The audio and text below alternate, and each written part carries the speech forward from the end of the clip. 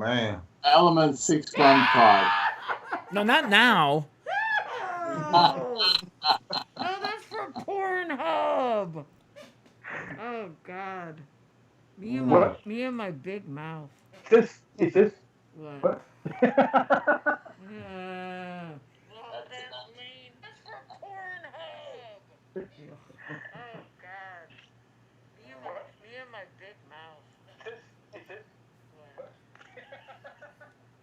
All right, we're Okay. we're Okay. we're live. Oh, look, I mean, I don't even have my music queued up. Hold on.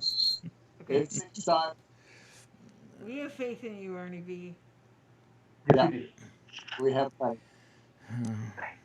Complete and utter faith in you. There goes nothing. Ladies and gentlemen, are you ready for Spoken Heard Open Mic here, virtually live on Facebook Live and YouTube via the Kickbutt website?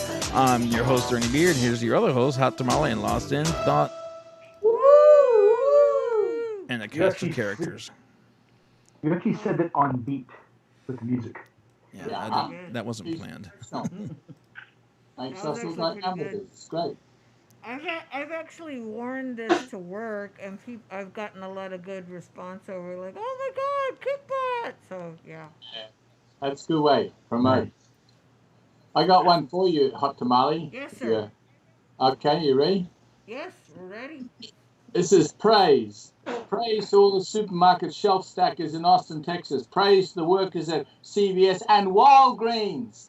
Praise to all frontline doctors and nurses. Praise to the postmen and postwomen. Praise to cooks and dishwashers. Praise to lawnmowers and bus drivers. Praise to the displaced baristas in Austin, the musicians in Austin, the poets in Austin. Praise to active sports lovers, for we're all connected by being affected by events beyond our control. Praise to our elders with compromised immune systems. Praise to our youth when they are volunteering. Praise to those organising food drives and delivering. Praise for mask makers and wearers, donors, those caring for someone other than themselves. Praise to you all tonight while we're alive tonight, now, here, today, tonight. Woohoo! Woo! So, Breezy. Breezy, Wait. Tom, real quick. Yes, A lady postal carrier is a female man. a female man? A female man? A female? Well? Think about it. A female man. Oh, female man. Oh, that's so bad. That's so bad. How could you get away with that? I actually heard that on The Simpsons about 20 years ago. Oh, Well, look, it's the female man. that's funny. But here's one that Victor Birdman and I heard the other night when we were doing the soapbox poetry. This guy goes into a doctor and he says, "Doctor, have a checkup." And the doctor says, "Well, here's your checkup. I have some bad news for you." He says, "What's that?"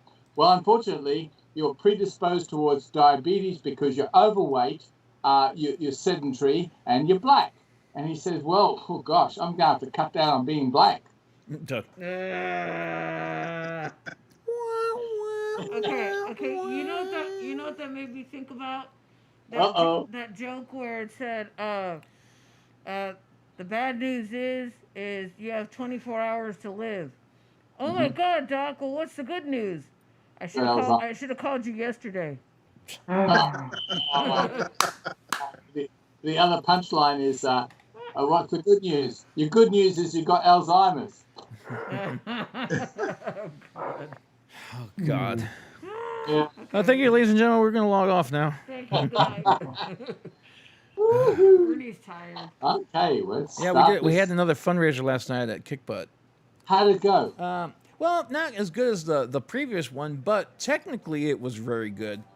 We had Sniper 66, punk rock band playing, and Right. Crimes Revenge, which is some of the same members. It was just their other band, and Yeah. but it was fun. It was a lot of fun, and we had good response. And I haven't seen these guys since before March. Right. On Facebook, yeah, but not in person, and Nah, it's just like at the end of one of the songs, the guitar player just they finish the song and he turns around, damn, I miss doing this because Yeah. It's they hadn't true. even rehearsed in a month. Well, it's been a month since they last rehearsed. Yeah. And what about your band? They obviously can't rehearse. Yeah, no, we haven't rehearsed since, like, I think last time we played together was in February. Yes. They're delightful people. They're really nice. I like them What? every time we come across a rehearsal. What are you pointing at? Wait. He's talking about World Gone Mad. Oh, we're gone mad. Oh no, it's the same. We haven't rehearsed in Yeah. forever. That's right. I was talking about Bifist, my metal band, but Yeah, Yeah. but their We saw album the is hitting the videos of charts metal all over the world. what's that, Tom? We saw your videos of you with the top hat and doing extraordinary things on stage with your metal band. That's Yeah. all good. But we love World Gone Mad, you know. It's really nice. We're Sweet. trying to. I wish there was a way we could rehearse, but I mean it's even see, like last night the bands were playing. They all were wearing masks while they played Right. and sang. Yeah. They left the masks on, Right. but with We're Gone Mad, they're horn players. So Yes, you can't you do know, that. how That's can right. Trumpet. You can't do it. you're blowing air? That's you're intentionally blowing air. You know. Yeah. I can breathe. Yeah. breathe. So- Yeah. Whoa. Birdman's got something. That's not World Gone Mad, is it? Uh, The hell am I Nah. looking at? Nah. It's a very nah. old picture of Bifist. I mean, no, Bifist. That's not Bifist, is it? That's not. You see, that's not that. sure. Yeah, most of those guys are dead. Oh. Seriously, no, they are. No, They're dead. He's not kidding. Wow. That's an old picture of Bifist, like occupation. like hazard. 12 Okay, years. So, Birdman, you got something for us? You know I do. If Okay. I didn't, I wouldn't be here. Okay, Yep. Ernie, give us some music, man. Don't tell me what to do. Oh, God! Okay, coming up to the stage, live from H-Town, we have Birdman 313. Yeah. It's Birdman. All right. Yeah. This here is. I've been wanting to read this one. I don't know why, because I just wrote it the other day. It's called Happiness. Trust, loyalty, and respect are a must for eternal happiness. These are the ingredients needed for a successful relationship. Right. Trust is having faith in someone's reliability. Trust is something you put in someone else's hands. Yeah. Love means being patient and trusting in each other. Love should not be sought with the eyes and ears. It should be found and felt with the heart. When you find someone special, you trust them with your heart and your deepest feelings. Loyalty makes someone realize that you will be there to help if needed. Respect make one show consideration for another's opinion by listening, being polite, kind, and letting them know they are appreciated. This will show them that you really love them. A successful relationship cannot be one-sided. It must be nurtured by both parties involved for true happiness. That's true. I'll drink to that. Absolutely right, young man. Yes. And you were talking about. I think Lost in Thought's got new material. No way. No. Really? No. Well, it's Reggie. He's coming in. Yeah, I got him online, but his videos. There he is. Oh, there he There is. he Hey, Hey, Hey, Reggie. Reggie. hey, Reggie, welcome back. Yep. So, Birdman, you made me think of that Vanessa Williams song, "Happiness." Oh, okay. Yeah. That is really that poem is new. I just wrote it the other day. So Other day Very shit. positive. Very Yeah. positive, man. Thank you. 36-hour-old shit. Ooh. But there you go. I'm just What's- thinking. Speak. Deborah, I like your mask. Oh, thank you. I'm representing Kick Butt. Yeah. Can you buy it online? I'll get one. They have them for sale. I don't know how many they Represent. have left. But yeah, they're handmade by one of our patrons. By one of our punk fans. By Kim. What's her last name? Kim Whitehead. Kim Whitehead. Yeah, she goes to all the punk rock shows, or she Yeah. would. And Yeah. and yeah, she made those by hand. And she's actually been making masks like about 100 at a time and sending them to Native American schools up north. Wow. Wow. that's good. Really. Mm-hmm. That's good because the COVID is bad in Native American lands. Oh yeah, it is. Oh God, how about that? Sturgis happening this weekend. Yes. Oh, Yeah. it was like And 200. ZZ Top was there playing. Yeah, ZZ Top, this other band called Steel Panther. They're kind of like a gimmick band. Like they literally make fun of the other metal of bands. hair metal bands, but they're exceptionally talented. You know, so they can get away with it. But they were playing and a bunch of other bands, and they said there was like 250,000 people out there. I know it. That's crazy. I know it. COVID through the roof, baby. Yeah, somebody already made a meme saying, "Wow, there's going to be some deep discounts on motorcycles in 6 weeks." Yeah. Wow. Need to buy a hog? Make it good. Yeah. Make it a good Which deal. is sad but true. Yeah. Well, you seen where that kid got suspended from Georgia who posted that Yeah, I saw picture? that. Yep. And And they then- let him come back. And then Oh, the, yeah. the school's got 9 COVID cases. They better let Well, they him come said back. Georgia schools altogether, I guess it's all Georgia school, had 100 cases so far. That's terrible. Yeah. It's too early to open up schools. Yeah. Yes, it is. Yeah. I'm Safe. sorry, but I mean, my daughter's school district is they're doing virtual school for 3 weeks, and Good. I'm like, that's nowhere near enough. That's exactly Yeah, that's what my daughter-in-law is doing because she's a middle school science teacher. So they're going to assess in 3 weeks, and I assess in 3 weeks that nothing will remarkably change. No, Yeah. it won't. Exactly. It's It gonna get won't. worse. COVID casualties. That will go up. And I've actually, my daughter was telling me some of her classmates their parents are making them go to school, and I'm like, What? no. I can't take this. I can't take this. No. There's a lot of pressure though financially. Yeah. While they're Yeah. doing it, a lot of the college football teams are going through that right now because it's not like professionals, like the NFL, professional basketball players, they're getting paid to do that. That's their job. That's something different. Right. But college, it's all about the money because they're students. It's all So, about the so it's like, well, if we don't do this, we're going to lose a lot of money. And Well, they lose a lot of money in high school too because Well, Yes, think about it is. concession stand sales and the souvenir sales, at football and basketball games, they make a lot of money. sure. So Hey, there's a school here, Katy, in Katy, Texas. They built a stadium. It cost them over $1 million.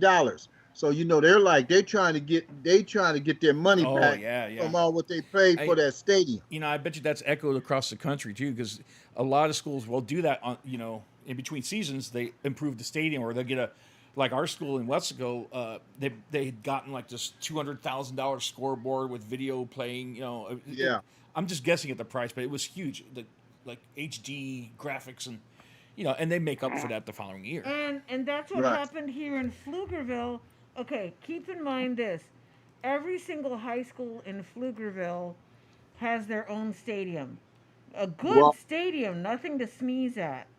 Yeah. And then so what does Pflugerville do? They turn around and make a multi-million-dollar sports complex, which is really unnecessary.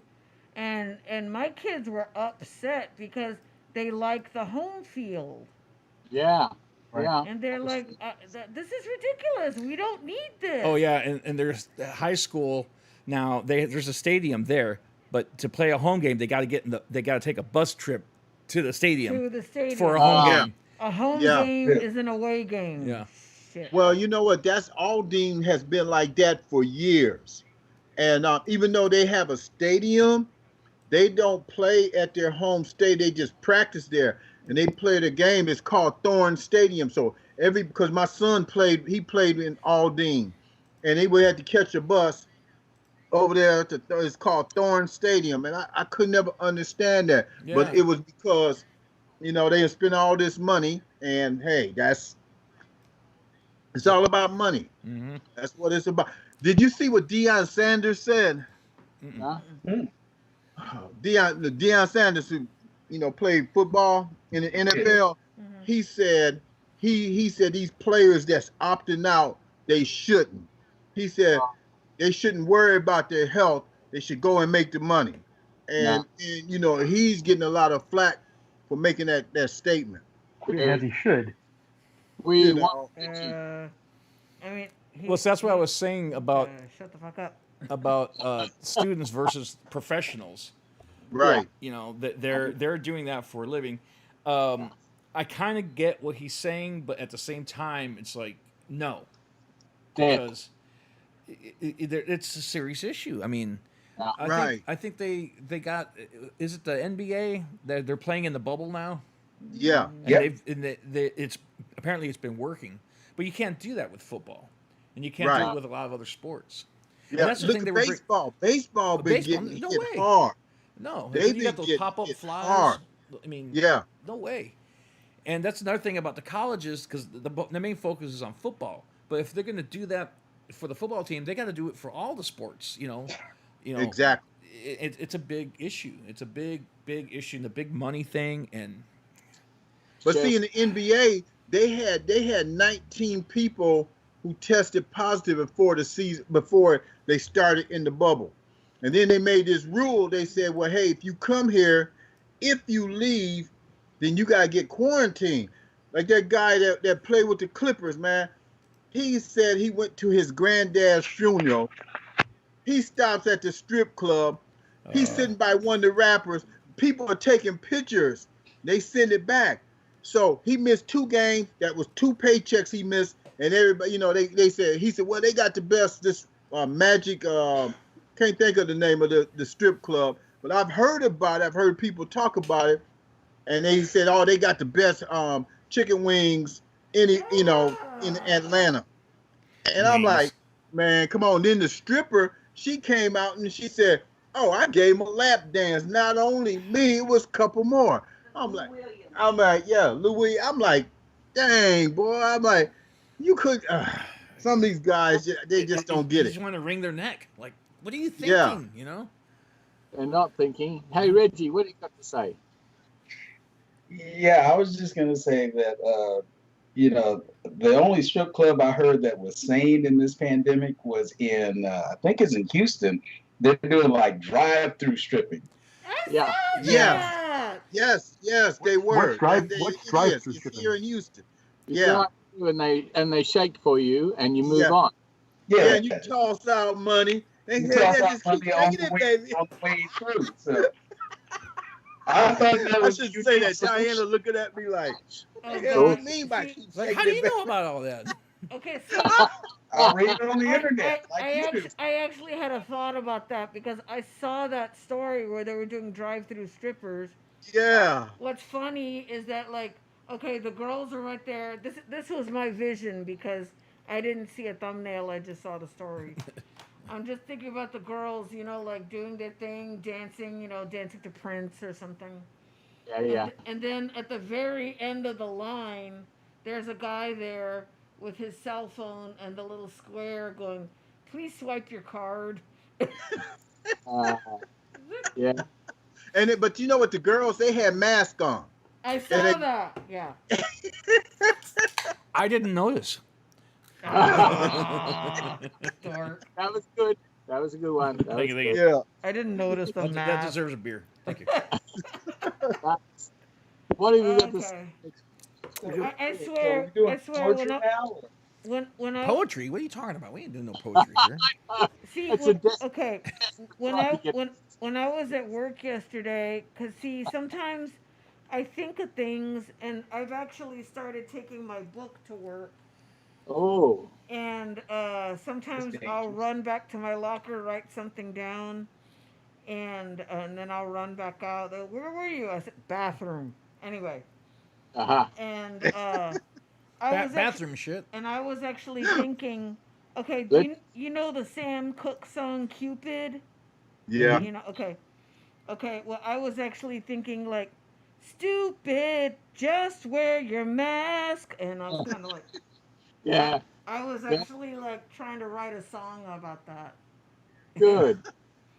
I'm going to be the Weird Al of COVID-19. Look at this picture here.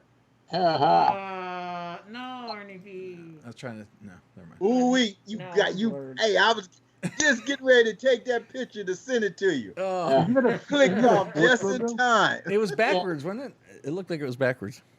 No, it was fine. What's Reggie got to say? He's so quiet. Oh no, I found a poem that Tom and I did years ago. So Tom used to like send out a poem, Yeah. and then I would respond with a Yeah. poem. Yep, that's right. And I always thought it was an interesting art form that we just kind of came up with on Kind of the a round spur of the robin. moment, just emailing each other back and forth. Reggie, I still send out poems every day. I just don't get no response from anyone. Oh, really? Okay. Yeah, so tune on in, babe. I'll send them out. I will revive the art form. But this was back. Okay, wait, hold on. This is Wait, back in wait. 2012, 8 years ago. Just saying. Ladies and gentlemen, all the way from, where are you from? Greensboro, North Carolina. You're in North Carolina right now, for real? Yeah. I did not know that. All the way from North Carolina, Reginald Good one. Goodwin. Sorry about that. Cousin I down go there. by the griot poet. Yeah. There I'm you gonna go. start using that again. But this one is so the first part is Tom, and then the second part is my response to it. So it's titled "Blue Skies, Big Science, Poetic Technologies." Right.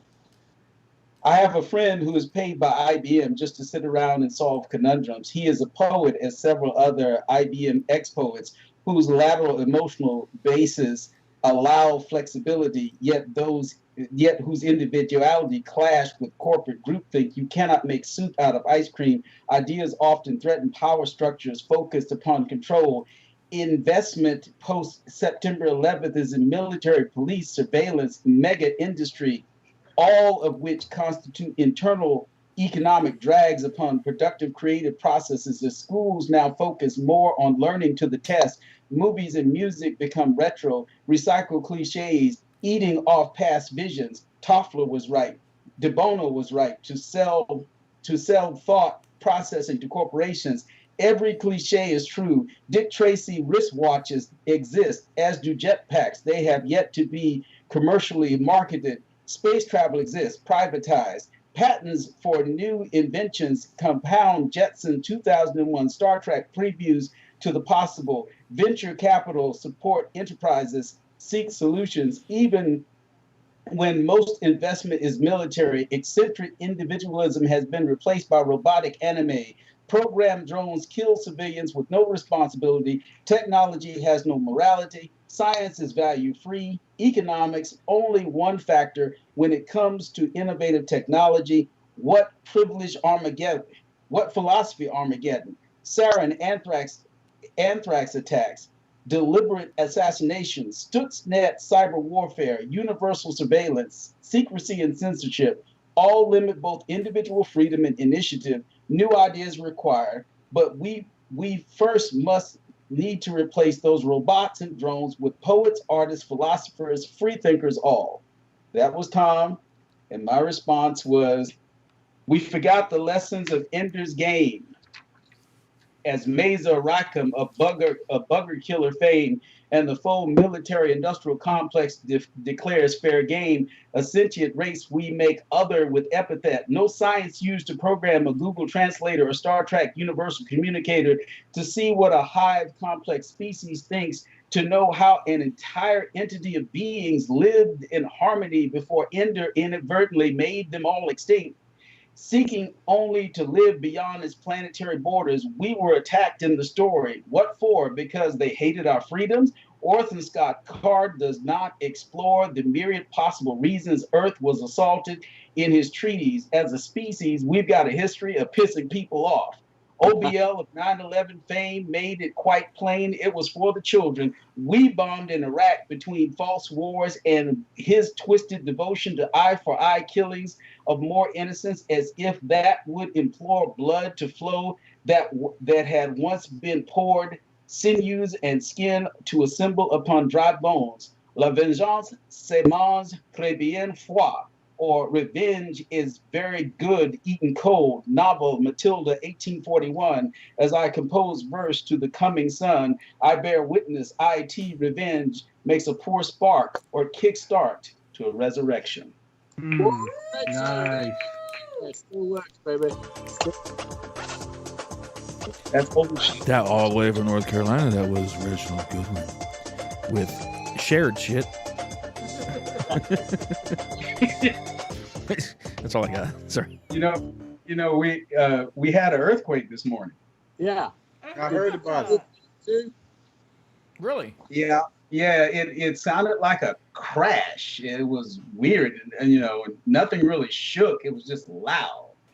Wow. And then it became national news. But I think it has something to do with fracking. Yep. Fracking? Fracking?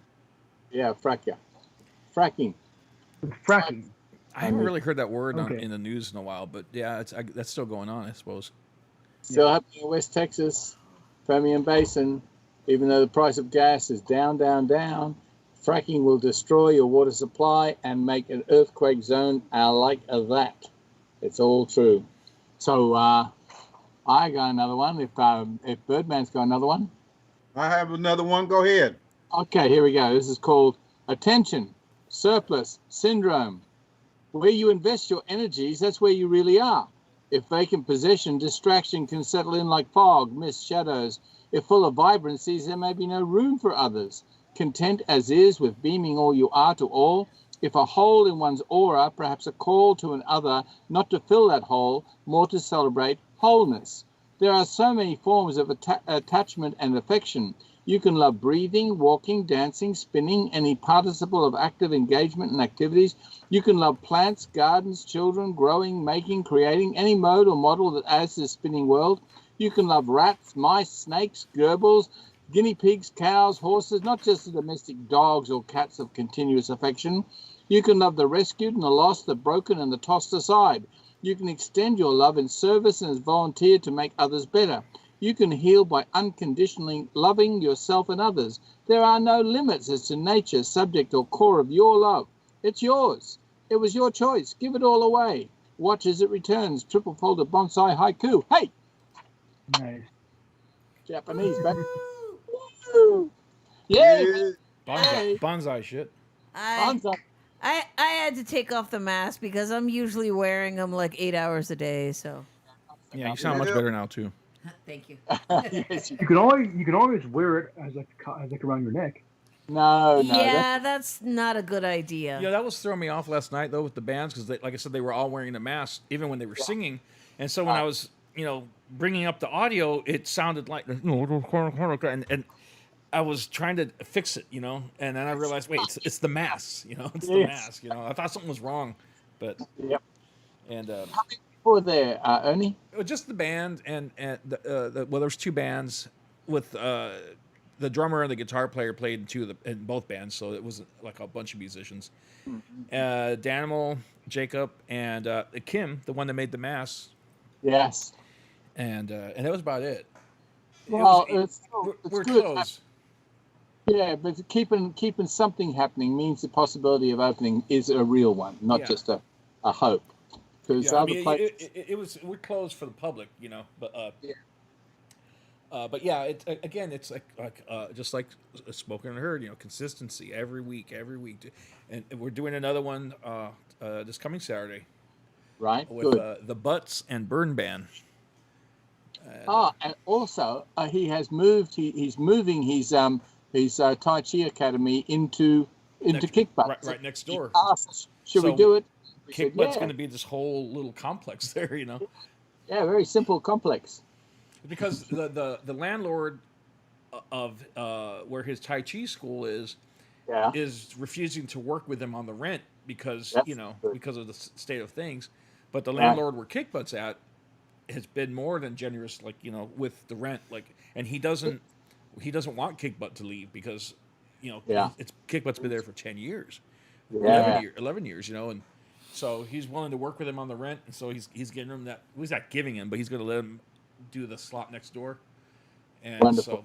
So it's going to be a whole, and we're going to have a connecting door. Goldring already gave me a tour of what he wants to do, and there's going to be a door in the back that connects them to, so you can walk in and out in the back if you want. And he'll have customers for the coffee shop. People after they've Tai Chi'd themselves up, they'll be hot and sweaty, and they'll be hungry. They'll want caffeine. Yeah. And there's two more restrooms too. Oh, that's good. That's good. So that'll be interesting. I think they already started working on it because they put construction paper in the windows so you can't see. So, so I think they may start working on it. Wonderful. Good work. Birdman, are you alive? I'm here. Can we hear it? Artificially. Well, wait. I thought. Say What was you're that? alive. What's that? That was just Alexa. Anytime Oh. I say Alexa butts in, don't you, Alexa? Okay. Oh, shit. I thought you were going to read something earlier, wasn't he? Yeah. Yeah. He didn't have I'm it. writing something. Oh, he's writing. Right. Okay. So am I. That's very good. Except look, Ah. I'm analog and he's digital. You're analog and he's digital. Over. Okay, Breathing Birdman. So in digital. you got something there, Birdman? Yeah, I got a little short poem. Okay. This was written at, Ladies and gentlemen, some short shit. Here, all the way from H-Town. Here's Birdman 313 without his blimp. Blimp's in the pawn shop. oh yeah, this one here, Tom gonna recognize this because this was at the workshop we did. Oh, Monday, yeah, Independence. No, it probably was the other time when we first did it. Yeah, Underneath the water. underneath the water. Yep. Yeah. Okay. You can scream loud while you are floating on a wave. The screams may be too loud. You can try to stay a little longer by putting your head under the water, just to hear nothing for a while. It's quiet down there. It's also dark. There is still light up above, but noise is what life is all about. Mysteries are waiting to be found. Under the water, other worlds exist. It's a deep, mysterious place that is open for exploration. I know I need to travel farther. Thank you. Yeah, Travel Father, Astral Travel Agency. Yeah. Yeah.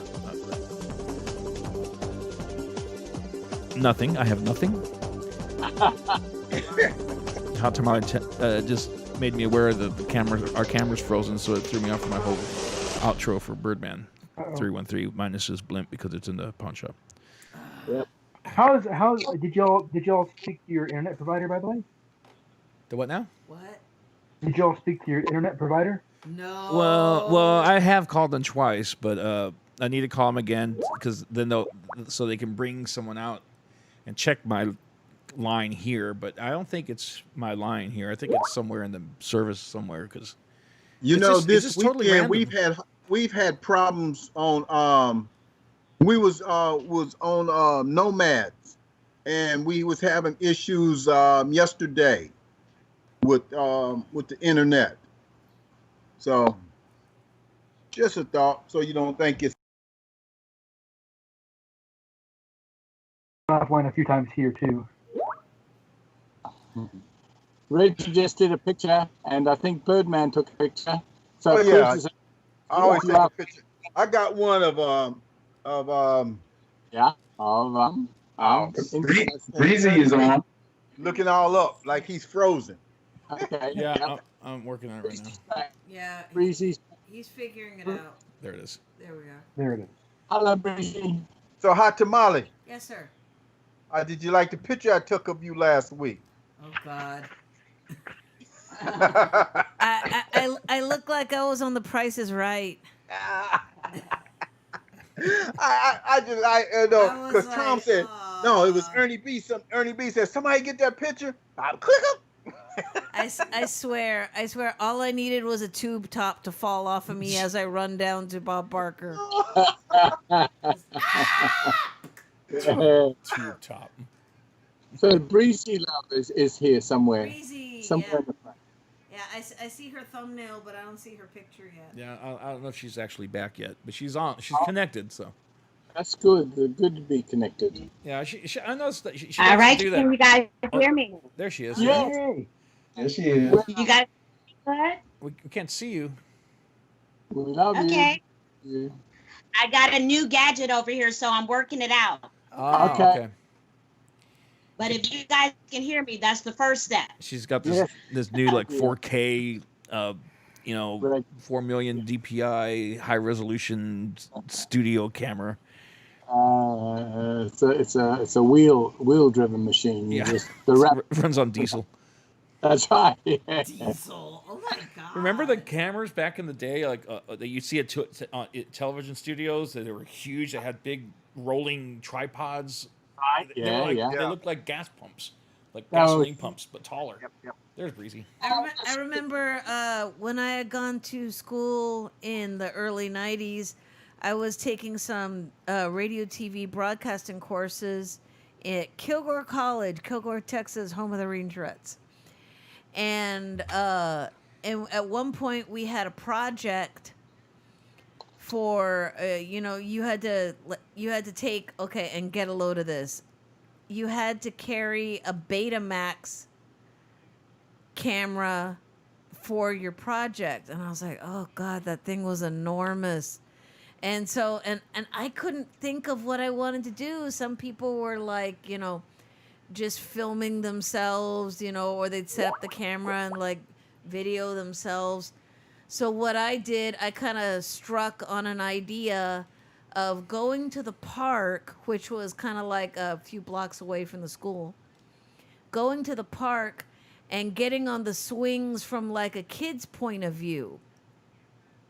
So what I did, and I swear people at the park were watching me like I had lost my shit. And what I did is I put the Betamax camera in a swing and I pushed it while I pressed record. And then I put the Betamax camera at the top of the slide and I pushed it down the slide, and people were like, ah! And I was like, I caught it at the bottom. And Yeah, if your AV director saw you doing that, what the hell are you doing? yeah, exactly. But see, I mean, these were like 25-year-old school cameras that belonged to the school. And at one point, I kind of wanted to make it look like a kid skipping. So I held the camera down by my side, like next to my hips. And I kind of did that like in the skipping. And I remember my teacher was like, how did you do that? When he saw all my different effects. And then when I kind of like started to explain, he's like, wait, I don't want to know. And I was like, no, you really don't. But I got a good grade on the project. It was kind of called, going to the park from a kid's point of view. And but there was no narration. It was just, like fading from one scene to another, the swing, the slide, the merry-go-round. Oh, that was another thing. I put the Betamax on the merry-go-round and spun it. I know, I'm a dork. You don't need to tell me. I'm a weirdo, I know. Okay. Oh, Tom's taking a phone call. Oh, Tom. No. Let me tell you what's happening. It's okay. It's AOC. What does she want? No. It's Birdman. He's lost power in Houston again. Oh, no. Okay. That's right. Okay. I was wondering why he wasn't laughing his ass off at my hijinks. No, because my screen started freaking out a little bit, and it's because he was frozen. Oh. They know you're trying to get back on. Really sensible. Is it storming over there or something? Right now, okay? He's going to call you right now. It's Okay. Houston. It's always raining in Houston in some way, shape, or form. So he's going to phone, and hopefully he'll get back in, but he's got no power down there. So Lane, are you ready or not yet? Okay. Well, Ernie, you say something. I'll be right back. I gotta step out. Yeah. That kind of threw my screens all off over here. I had everyone positioned really well, and I know. and then Perfection for the temporary. it got really really bad. I'm kind of fixing it right now.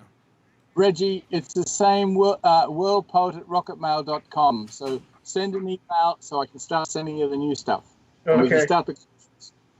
And Birdman's trying to get through, so hopefully. Let me try calling and see if I can hook up there. Yeah, There he is. Yeah, how about that?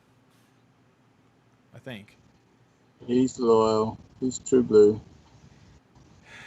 Yeah, I didn't know, Reginald, that you were calling in from North Carolina. How about that? Yeah, he gets around. What happened to what was that guy that was calling? He was with us for the first few shows. There was calling Henry. from Minnesota. Remember? Henry. Henry. Henry. Yeah, I haven't heard from Well, him in a while. Everything's an Enery.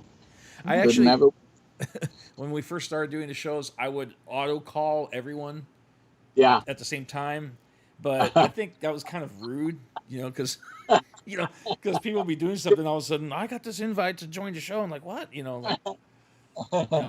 Somebody had made a comment, and I was like, oh, okay, maybe I won't do that no more.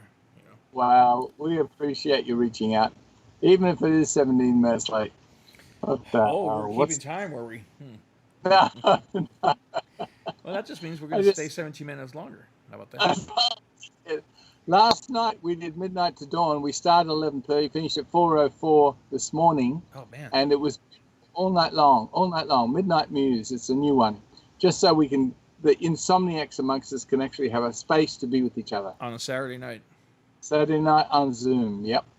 So that was funny. That was funny with the bands last night because there's no audience, so it's kind of weird. Right. It's kind of weird. Then they're playing their ass off and there's no crowd. They finish the song down, and there's no cheering. It's like it's kind of awkward. And I guess it's kind of like at rehearsal. He goes, no, it's kind of like Tuesday night in Butte, Montana. Yeah. That's true. It's kind of like baseball right now with all the cutout fans in the crowd. Are they really doing that? Right. Yeah, they're really yes. I thought that was a joke. No, it's a real joke. Real joke.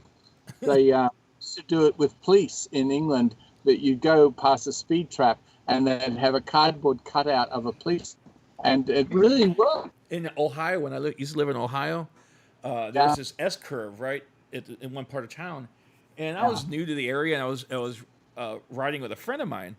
And we were having a few beers in the car. It was the 80s. It wasn't like it is today. I mean, you wouldn't, your life wouldn't go to shit if you got pulled over with a beer.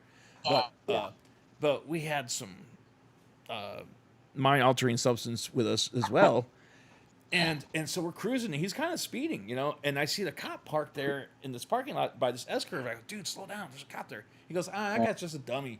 I go, dude, slow down. We got beer. Nah, he's just a big dummy, and he just hauled ass by him, and I was like, oh my god, it was literally a dummy in the driver's seat of the car, dressed like a cop. That's exact. And I gotta tell you, it would make people slow down. Yeah, and but he knew it was there, so he didn't slow down. He was fucking with me because it freaked me out. But I can't get a hold of. Birdman, I guess his power's still out. I have. Well, we can still talk. We're here. So many years ago, I was hitchhiking, and I got picked up by these Dutch people, wild people, long hair and other flamboyant affectations, and they sped through all the way through Canberra, which is the nation's capital, and it's full of fog and dangerous curves, and they got pulled over for speeding. And they laughed, and they got the ticket, and then they drove off and ripped the ticket up, and then they got pulled over again for speeding, because they were, and they drove off and ripped it up, and it's happened 3 times. And finally, I had to say, "What's with this? How come you guys can just break all the laws of Australia?" And they said, "International driver's license. We leave tomorrow." Screw it. Right. Oh, no. So I tried that. I went to New Zealand and drove really fast on a rental car, and the guy, he was smarter than wise. He says, "Do you want to know what speed you were doing?" I said, "Oh, okay." He says, "You were doing 65 in a 40 zone." And I said, "Well, yeah, I guess I was, wasn't I?" And he says, "You're not going to be here for court, are you?" And I said, "No, I don't think I will. I think I'm going to leave tomorrow from the Auckland airport." And he says, "Well, have a nice day." And it was really good. But the last one was my friend got pulled over in Scotland, and she said, "Hey, wait a minute! All the other cars, they were going faster than me. You pulled me over." And Birdman's back. And he said, "Welcome back." Oh, there he is. "Have you ever been fishing?" And he said, "Yeah, I've been fishing. Have you ever caught all the fish?" All the fish. Like, when the cars are all speeding faster than her, but they pulled her over, and she said, "How come you didn't pick on all the faster speeders?" And he said, "Have you ever been fishing?" "Yeah." "Have you ever caught all the fish?" Nope. Okay. Welcome back, Birdman. Very Yeah, smart. we've been having this a lot lately out here where, it happened a couple weeks ago Yeah. during the daytime, but we've been having the power popping on and off, and I blame the government. It's the government's fault. Right. and then they came out and they cut the trees down, cut the trees that limbs that was on the power line. They did a shitty job. Excuse the language. They did a shitty job on that. Excuse the language. He swears again. Why are you saying excuse me to me? Huh? What? What? Did you say excuse me, Lane? No, he said. No, he said piss off. I have no idea. He apologized for swearing. Excuse the language in this. It's shitty. He wasn't. Yeah. Lane, you're so paranoid. Okay, Yeah. for a second, I thought he was apologizing to me. It's like, were you not here last week when I did the poem about masturbation? Okay, thank Yeah, you. yeah, Good night. man. How did we go from trimming trees from the power line to? It always goes there. It always. The Breezy Yeah, loves man. that. Breezy, bring back your poems, please. You got something breezy there? I'm here if you guys can Please. hear me. All right. Please. You bring her in. Coming up next to the virtual spoken and heard stage, we have Breezy Love.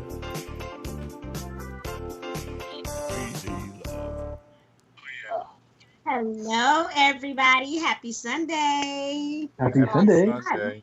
Sunday. Here to bring some love, some love, some love. Okay. So I think I'm gonna try this one out for you guys. This one is called In These Shoes. Lightfoot and silk petal print painted. Lady Love is walking in ready. No pardon to take notice. An arch in my heels to invite the thrills. Like a bridge bends, touching the small of my back, yet yields. Your hands are steady with each step as we dance close and slow, holding still like mercury in the midnight blue stilettos, tiptoe to reach the pivotal neck kiss, back down to a grinding slow dip, mona-fied, classified, swaying, to move in motion for a seductive play. Crept up the elevator and the bells chimed. Giddy up, we rushed into the private room, painted in cherry red with a heavily glossed perfect contrast. Blue hills on those red walls. Calves held like heels. I held on tight. Picture that. An exquisite art piece as we grind deep, rocking down the starry nights, dimming the glowing lights, close and slow. Broken straps, buckles dangle on the door. My ears hear no more. In those shoes broken in, those stilettos. And surely no return for those broken in shoes. So in those shoes. In those shoes. Oh, I got a different thing going on tonight. I'm coming out. I swear, your poem made me think of this song by David Lee Roth called Sensible Shoes. Yeah. You like David Sensible Lee Roth? shoes, ones that lead me back to you. Yeah. So like that David was Lee coming Roth? out of the book. Say it again. So this Oh, cool. out of this one. Okay. Nice. Ooh, nice. She said David Lee Roth, yes.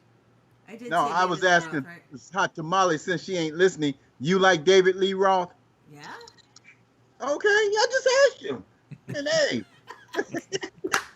It's like, I'll do one more. Oh, I'll yes, do one ma'am. more. Go ahead. All right. I'm gonna make this a quick one. On my lips. Shit. Quickie shit. On my lips. There is a poem on my lips. It's ready to drip. Seep into the curves and cravings of your mind.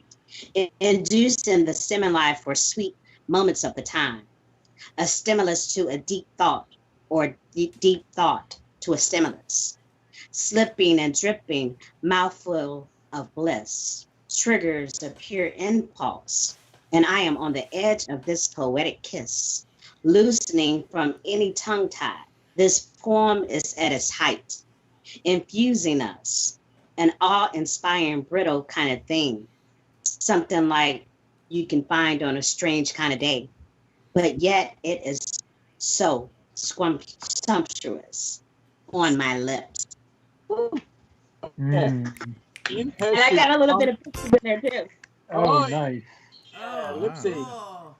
I loved that. This poetry book is a little different because I add some pictures. All right, give it up for the love of Breezy Oh, Love. look at Oh, nice. that. We don't have a permit for that kind of artwork. Yeah, so that poetry book is a little bit different than the other ones because I added some black and white art pieces to that book. Very good. So those are my live pieces. Do you know there's a wonderful film called In Her Shoes with an Australian actress called Toni Collette? It's a really good film, In Her Shoes. I saw it. It's good. It's really good film, isn't it?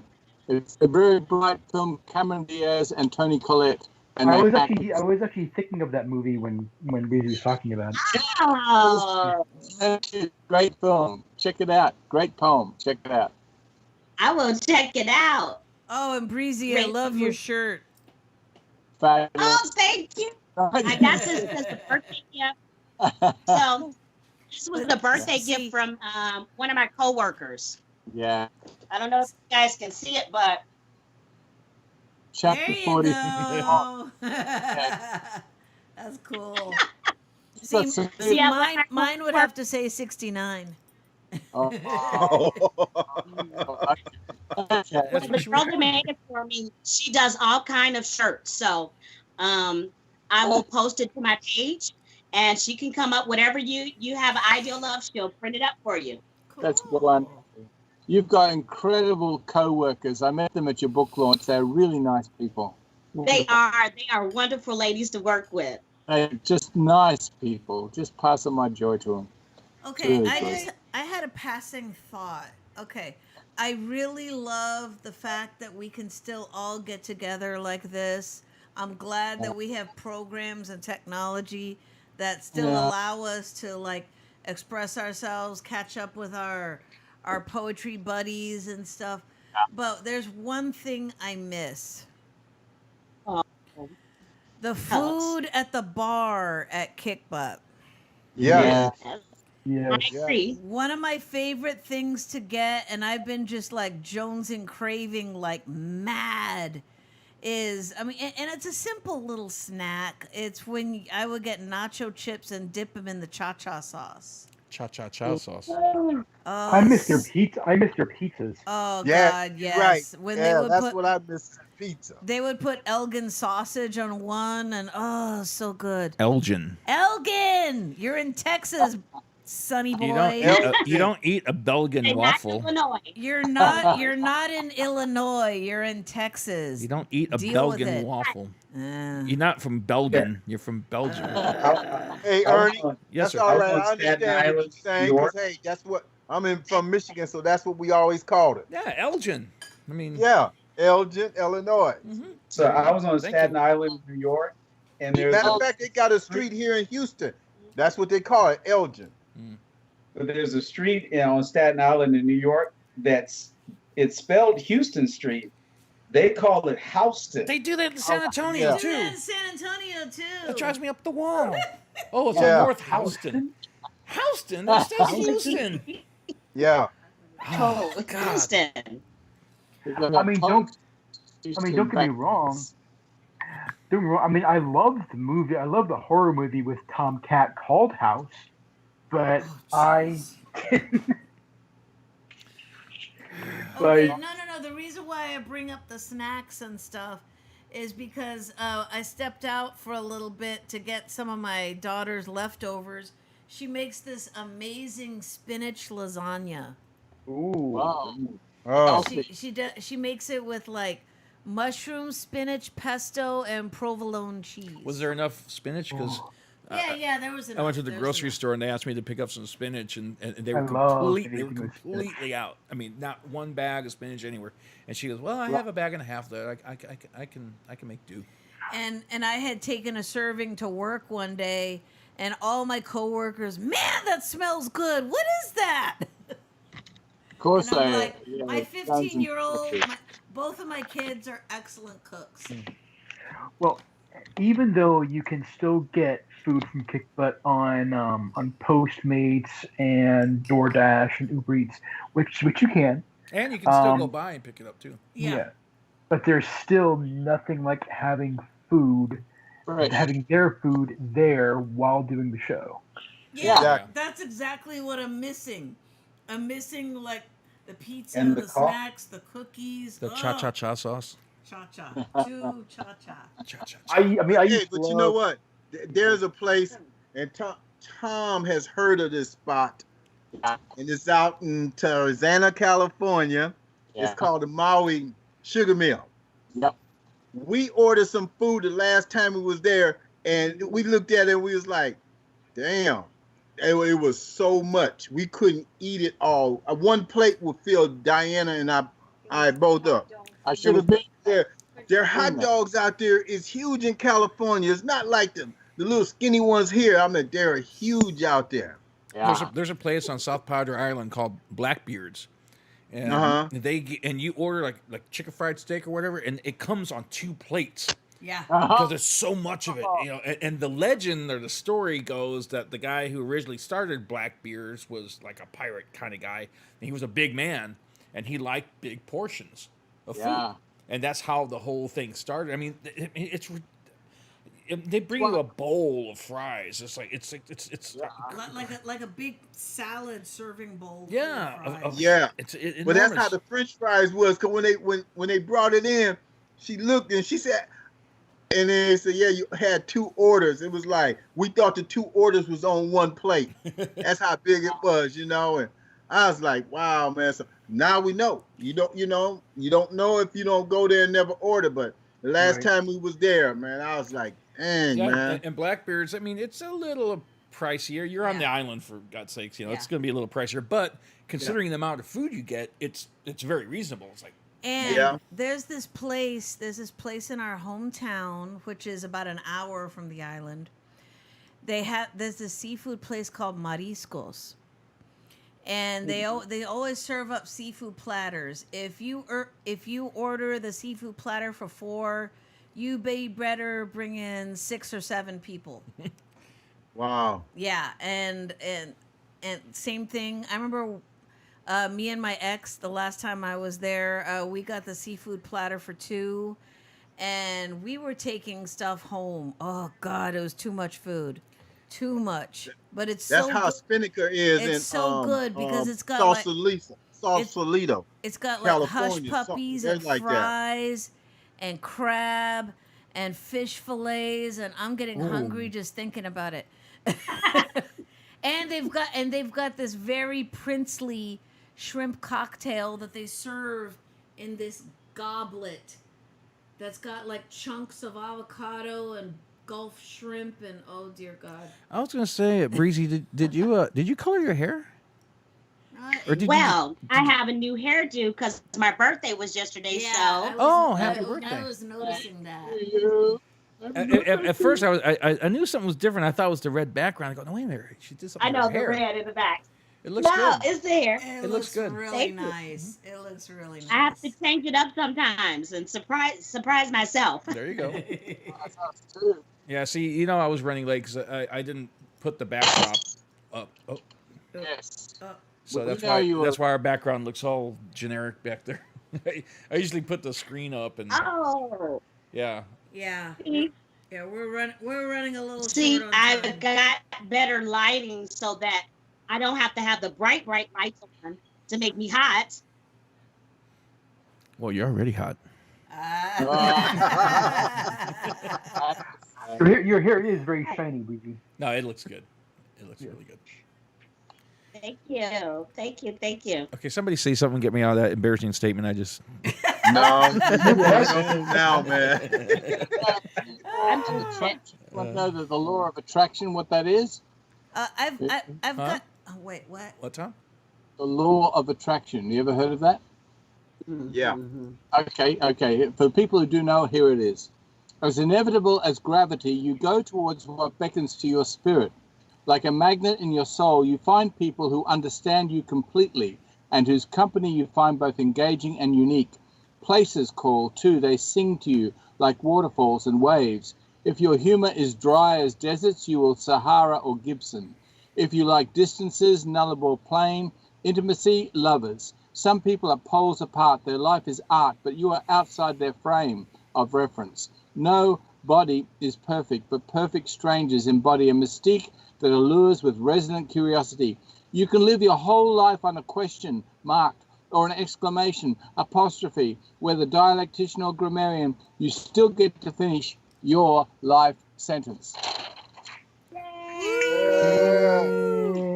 Happy birthday, Breezy. Yes. Happy belated birthday. I don't know if that was pure luck or you were like really prepared and you had that already queued up, ready to go. Luck That's is really with good. always. Hey, hot. Well, I was gonna say that I have some old shit. Yeah, Oh, shit. Oh, shit. Okay, yeah. You guys don't have to play me up. I was flipping through my book and I was like, yeah, I want to read this Can I again. move over a little bit? 'Cause you're not on this. Let me move the camera. And here comes Sis with some old shit. Old school. Is that good? Yeah. Okay. Like I said, most of my stuff really doesn't have Try time. not to look at that up there, because when you do, you look cross-eyed. Whoa! I was looking at my book until you told me don't look up. Well, I saw you looking up. I'm doing Anyway. it now. So you look cross-eyed. Okay, like I said, most of my stuff doesn't really have a title. Untitled shit. Hello. Welcome to Mac Apologies. How may I take your order? Yes, I ordered the You're Wrong and Stubborn and Why Don't You Fucking Apologize meal, and I've been waiting for it for 10 years. When can I expect my order? Well, ma'am, your order comes with a large side of pride. That takes a long time to cook. It's also difficult to serve. Your order also comes with a large cup of Dogma, extra ice. Very cold. Truthfully, ma'am, I can't really tell you when you'll get your order. Probably never. The cooks in the back don't feel like you deserve your Mac Apologies meal. So, what am I supposed to do in the meantime? Well, ma'am, you might have to accept the fact that you might never get to taste a Mac Apology meal because our cooks will never admit to any wrongdoing. What you might want to do is go down the street and try a What a Acceptance meal, or you can also try a Resignation King. Because I'm sorry, ma'am, we don't think you deserve a break today at Mac Apologies. Please drive through.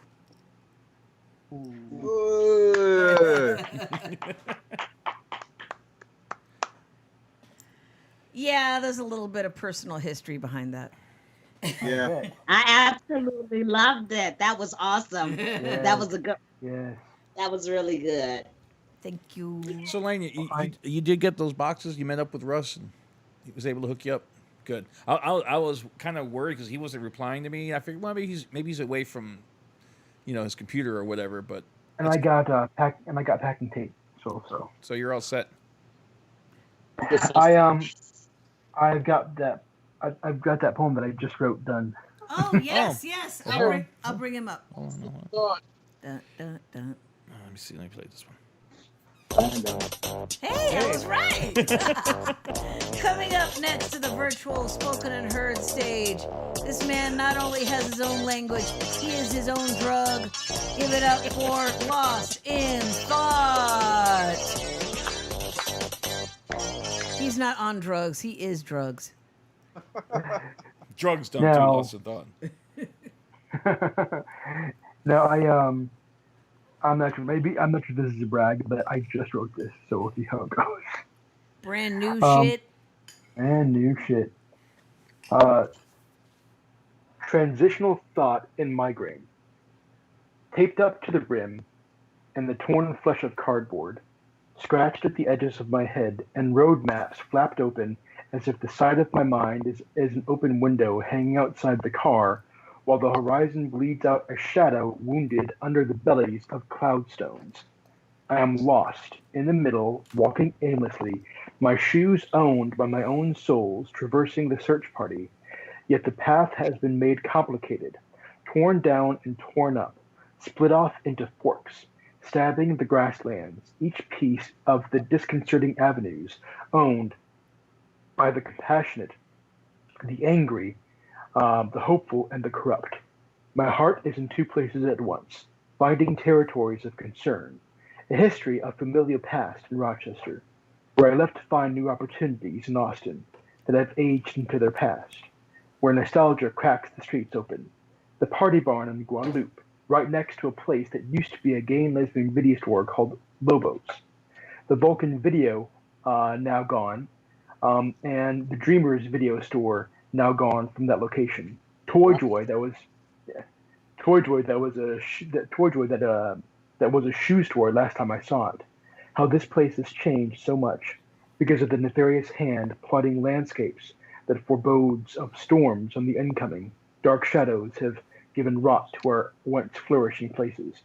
And in Rochester, where there is only my mother, the only thing I care about in that whole city, and is calling to me, my love and my compassion for her, still wraps thorned rose gardens, conflicted with the freshness and the endearing beauty of petals, given life to the sun, and the coarse bodies cut through with tiny green swords, stabbing into the land that is left in what remains of Rochester. And despite this, I still want for her safety and happiness. I am conflicted. I have been thrown in the middle of twisted storms that is tearing ditchways into our country, and a fake sun with a deceptive smile, drowned in orange tan juice, greedily getting its sloppy tentacles all over the earth, ripping out the depth of dirt graves, while lying to us, trying to convince us the monstrosities swelling open from the sky are nothing more than sunbeams. I'm hopeless yet hopeful, needing to define determination in the discombobulated caverns eroded into hallways, going out the way of mazes in my mind's eye. I don't believe when people say our freedoms are gone forever, to get ready for a country to look even more like a dictatorship. We are in a time of flux, of change. We can still take back what was once ours, and I have to decide which way I want to go. Wow, that is wonderful. Hey. And I love video. Vulcan Video, I used to go there a lot, and Toy Joy, the guy he was a poet, and he used to put out poetry in little bits when people bought the Toy Joy for their children. I mean, that's real Austin, real human. Old school Austin. Yeah, that was the Austin I moved to. I think when I first came up here, it was about coming up. Well, it's been 10 years. Coming up on my 11th year. I think Vulcan Video was still open. I caught the tail end of that, but I lived here before, like maybe 20 years ago. Like the 90s. Yeah, 25 years ago. Was Anton? But Lane, just real quick, just to let you know, there's still a Dreamers at the corner of Breaker and Lamar. That's right. Yeah. But no longer on Guadalupe, where unfortunately not. But like I said, there's the one on the lower deck on the interstate, kind of close to where Starseeds is. Yeah. Yes, I know where all the porn shops are. Sue me, God. I mean, there was because that location, there was a Vulcan Video. Yeah. There was a Conan's Pizza. Oh, right. And there was a Dreamers.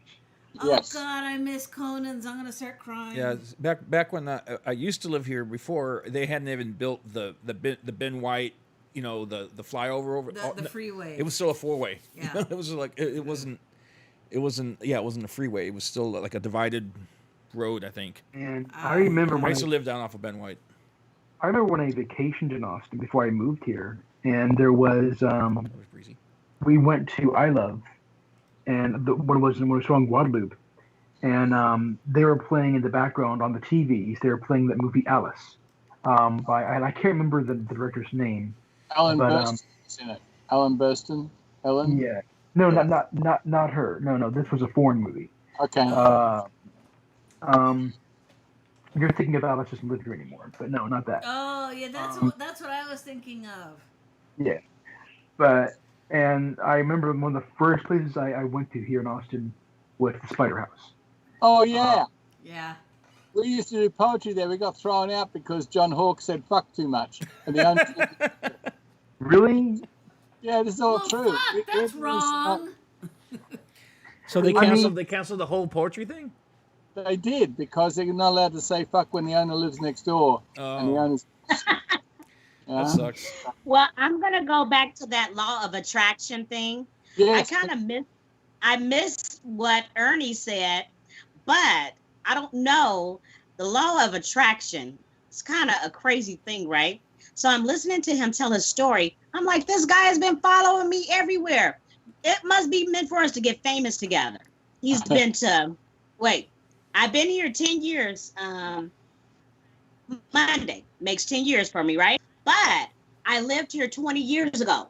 Okay. And Oh, they wow. did not have that, what do you call it for the Oh, the flyover. Overpass. Flyover. Or the freeway. the buyover, right? Yeah. They didn't have that.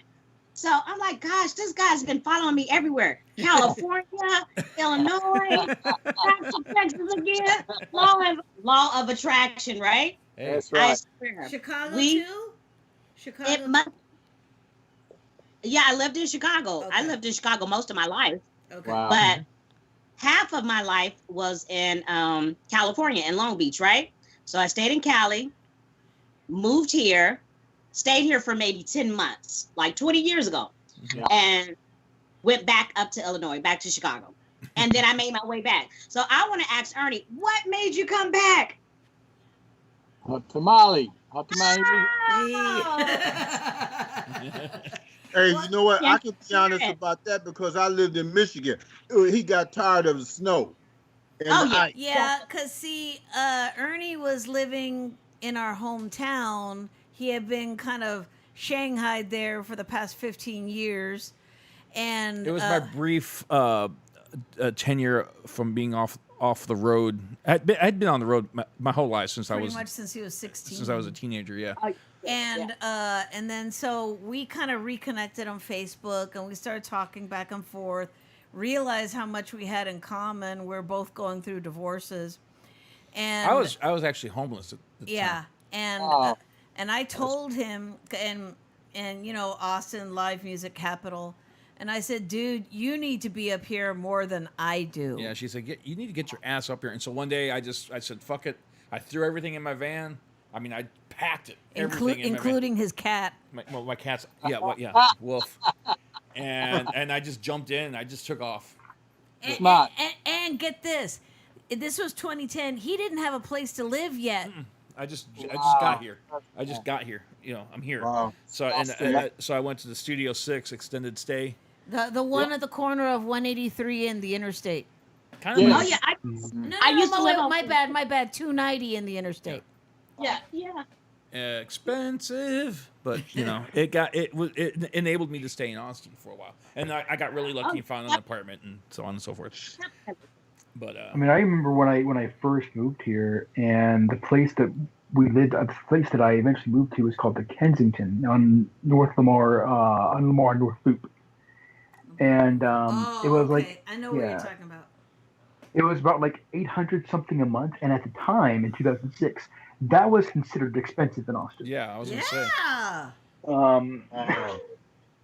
I swear, Imagine because that- when I first moved here, I lived off of East Riverside, and my first apartment was a large one-bedroom with like a walk-in closet, living room, dining room, kitchen, everything separate, and it was $650.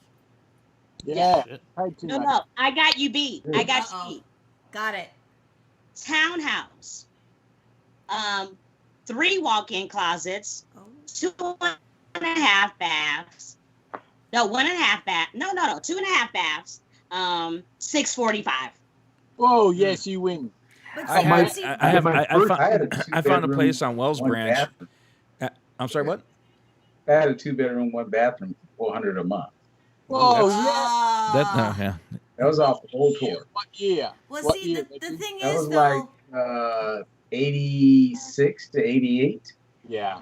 Okay. Well, I found a place on after the Motel 6 on Wells Branch. By luck, I found it. Debbie was helping me look for places, and it was. I can't remember how much the first one was. It was upstairs. Oh God, it was the third floor. Oh God, no stairs. With all my equipment, forget about it. No elevator. But No. I have 26 guitars. Have you ever tried to carry 26 guitars in the cases up 3 flights of stairs? That alone. Oh my God. No. But That was a workout. Guitars. I got Not to cut you off. Anybody needs a guitar? I got an acoustic guitar here. Ooh, nice. Oh, what There you kind? Anybody knows anybody? Acoustic guitar. I'm gonna send my drone down there to you. pick it up. But I found a place on Wells Branch. It was 1,100 square feet, 2-bedroom, 2 full baths and shower. It's like 800. It was like it was $795, and then it went up to $850. But everyone else's rents had started going up to like $900, $1,100 a month. But mine stayed the same because when I went through my divorce, I got a settlement from the divorce. We didn't have any kids or anything, so I got a settlement. And I would pay him 6 months in advance cash every 6 months. Clever. So they were like, no, you can stay. You know, we won't raise your rent. Just, you know, because I'd give them a big chunk of money every 6 months. I don't know how much it was, like $3,000-$4,000. Yeah, that and the girls in the office just loved me. They did. I'm so charming. They even started letting me slide. I have the money, but I'm 1 month short on it. But I have the other 5 months. They're like, that's okay. Just pay us when you can. Wow. Yeah. Yeah, I remember when wait, real quick. The footnote to my cheap rent on East Riverside.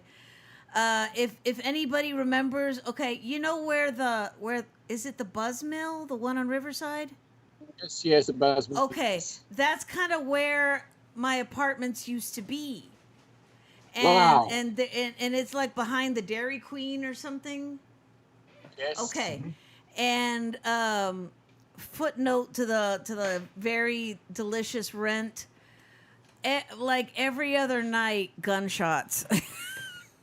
Whoa. Yeah. Yeah. So there was more often than not you hear, and I was on the second floor, and I would just basically hit the dirt and be like, okay, what's up now? But like I said, cheap rent. It was great. My first independent place was on Avenue A, 4000 Avenue A, and I think it was like $7 something a month, if that. That's and pretty it was, good for Avenue A. yeah, it was like a little studio, and I missed that place because the bathroom was huge, because the bathroom and the closet were in the same space. So it was this huge space.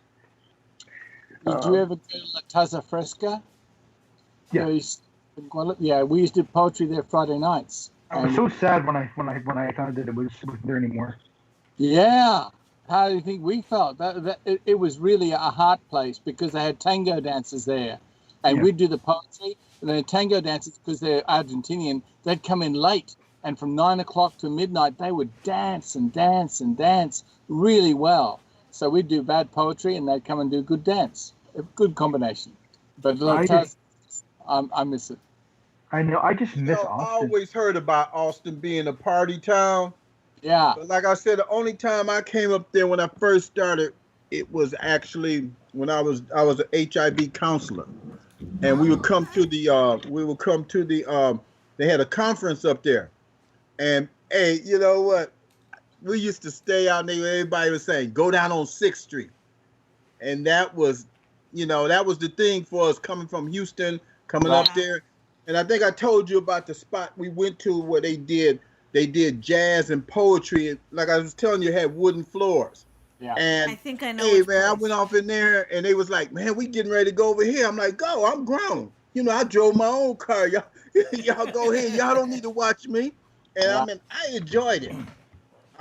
Got drunk, but hey, I enjoyed it. And every time we would come up there, I came up there in 2000. That was my first time. 2000, 2001, 2, and 3.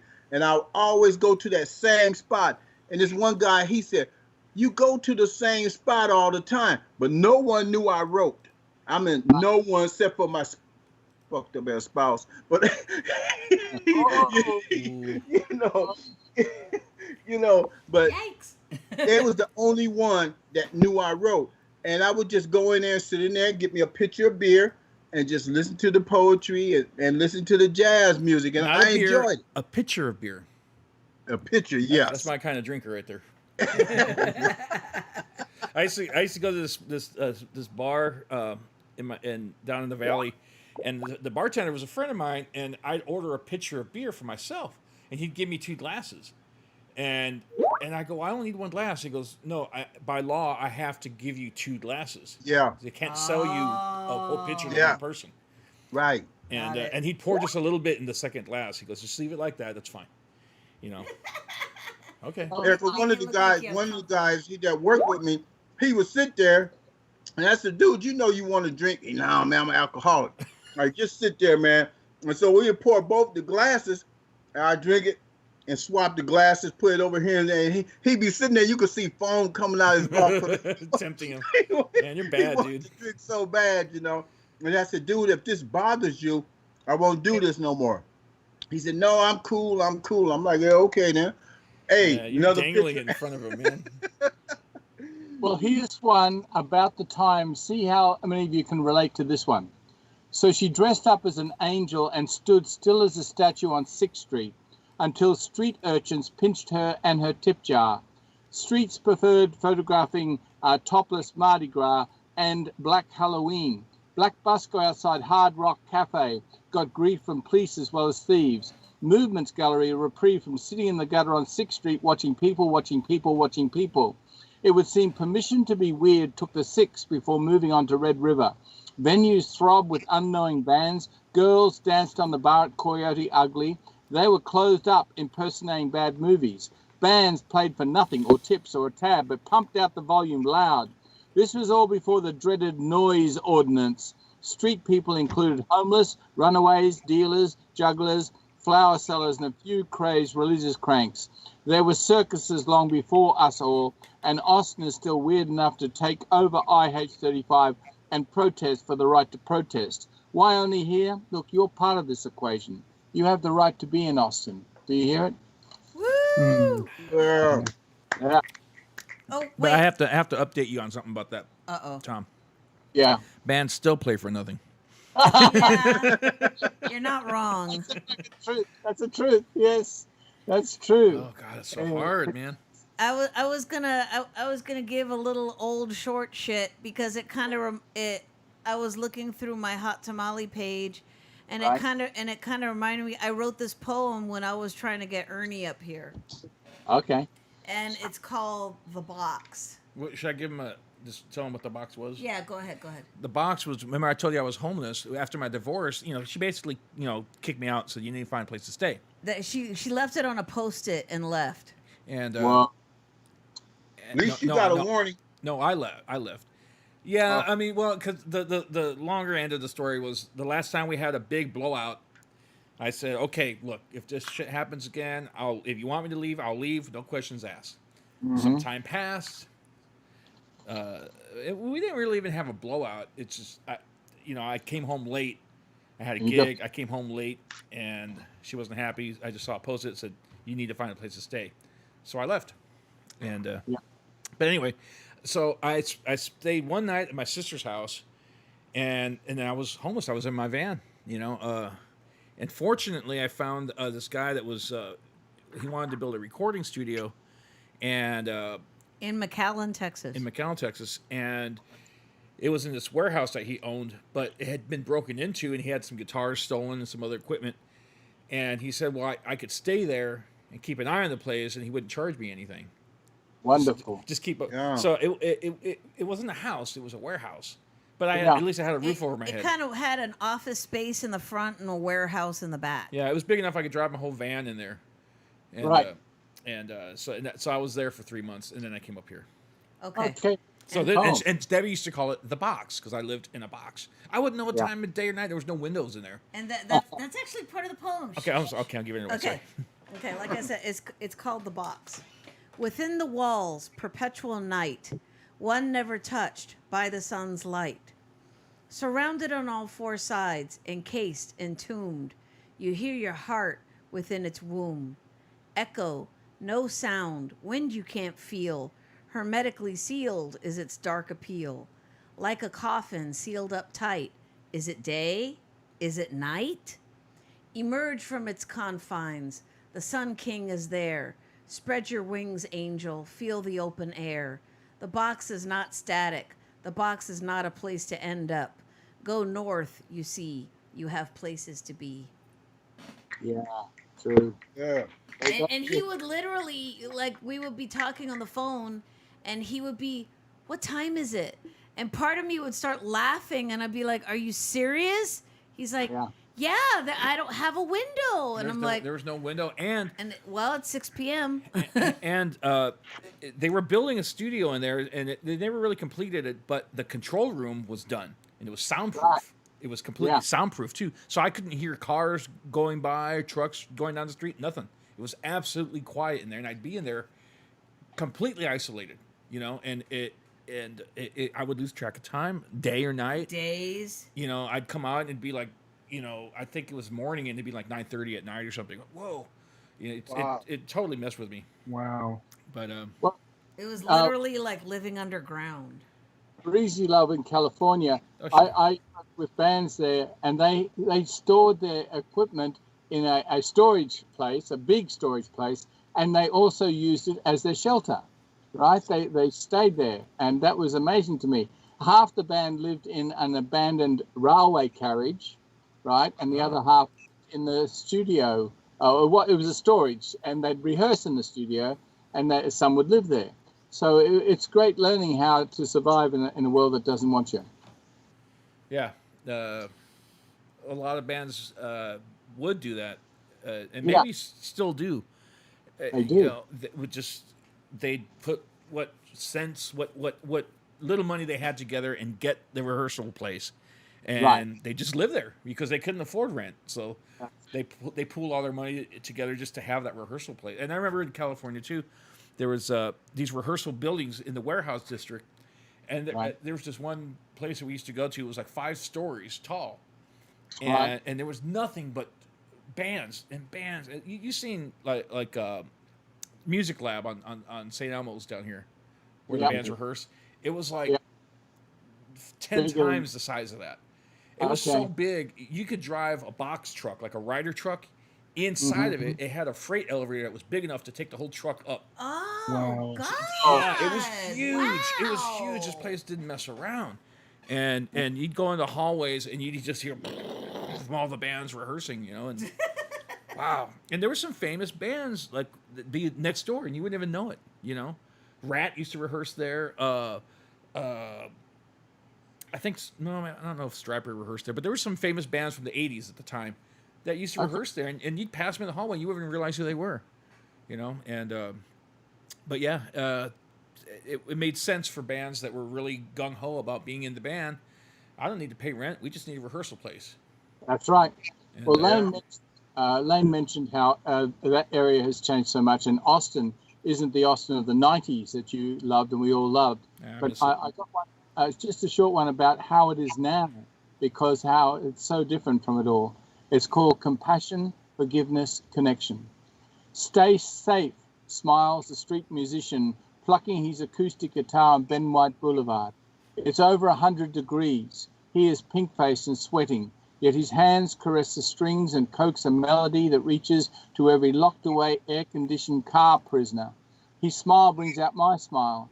I've just handed the last of my water to a masked woman standing with a sign proclaiming, "Anything helps." For this is the year when homeless people finally became visible in Austin. Their pup tents under bridges where once would be destroyed breed chairs and sleeping bags and black plastic bags, full of the cast-off and detritus we have all discarded. Traffic has resumed its growling gridlock. Austin, overloaded with virus victims. Those on the streets in this horrendous heat are acts of human love seeking human connection. And for the very first time in Austin, we can see them. Oh, exactly. Yeah. You're making Reginald cry over there. Good. That's what poetry's for. If you can't love it. You know what I miss? You know what I miss though is that I remember when I was living by myself, one ritual that I would miss is Sundays. No, Ernie, god damn. I can do that. I can do that anywhere, Evie. You had to say something. Okay, not on go the bus. ahead, Lane. Go ahead, Lane. I'm sorry, go ahead. One ritual that I would miss is when I was more in shape and I was working out. Yeah.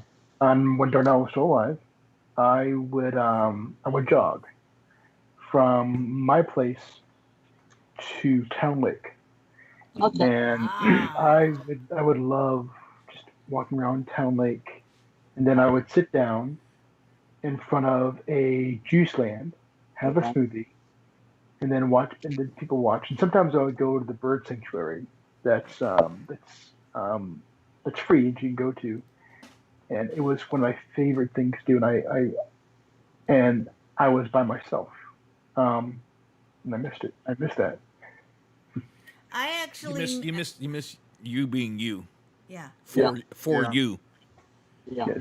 I miss people watching on the drag. When I first moved here and I didn't have a car, and my ex was in his truck, so I basically Cat Metro became my best friend. And I learned the town in 6 months, so yeehaw. And I would just and I wouldn't have anything to do. I couldn't find a job. So I would take the bus up to the drag and walk up and down from Martin Luther King to 45th Street. Did you ever meet a guy named Gus on the bus? Oh God. No. I heard he took the bus. Actually, Gus got off the bus. And I'd just be, I swear, I was probably one of those people that looked like a tourist, because I'd be walking around like this. Oh God! When I first moved to LA, one of my first roommates, really nice guy, great guitar player. He was from New York, but upstate New York, like a rural town, small town, Like Rochester. And I was 16. He was probably in his mid-20s, maybe not even that old. But he was older than me. And we'd be walking around, down Sunset Boulevard or whatever, and I'd see a billboard or a building, and I'd point hey, check that out. And he'd get my hand. Don't do that. I go, what? Right. He goes, no, because then they'll know we're from out of town. I was like, we're Los Angeles, man. Everyone's from out of town. Everyone's from Hey, yeah. When I did that out in L.A., and my cousin, he used to say, man, you gonna break your neck looking at what looking at so many people. Because hey, that was the first big city I actually lived in, because it was always small. Even though I went to Chicago a few times, went to Detroit a few times, but to actually live in a big city, and in LA, Los Angeles is a different animal. Yeah, it's a different animal. It's just so spread out. And it just keeps going. It keeps going Yeah. and going and go. You never get out of town. Like shit. right. Yeah, I'm a Texas girl. I've lived in North Texas, South Texas, East Texas, and Central Texas. Kind of like living in So- Mainer. No, I'm just kidding. So, Austin is the first big city that I've ever lived in. So, Austin's cool because it's not too big. Well, not yet. It's getting there, but it's getting there. But when I first moved here, it didn't scare me. It wasn't like, oh shit, I'm in the big city. What do I do? it's not like you roll down the window. Ah! Okay. I felt immediately at home. Because it was a village then in the 90s. Yeah, and I got, every section of town is its own little suburb. What's that? Is it Reno, the biggest little town? Who has that? You're asking that the wrong slogan? person. Or am I thinking of El Paso, the biggest little town? I think it's Reno. I think you think about Reno, the biggest little town in the West. Whatever. Something like that. Reno, said Reno, Texas. I thought you talking about Reno, Nevada. Yeah, Yeah, Reno, he Nevada. is. I was getting confused with El Paso. It's once you're in El Paso, Reno's right there. Yeah. Well, Lane was talking about all the parts that aren't anymore, and I often think we live in a ghost town now.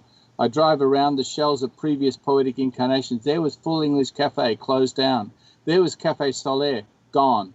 Here is Cafe Caffeine, now called Thrice Restaurant. The Hideout still survives for those who improvise. Chicago House on 6th Trinity had many incarnations from O. Henry in the 1890s, Sunday salons of Gilbert and Sullivan through to Peggy and Glenda in the 90s.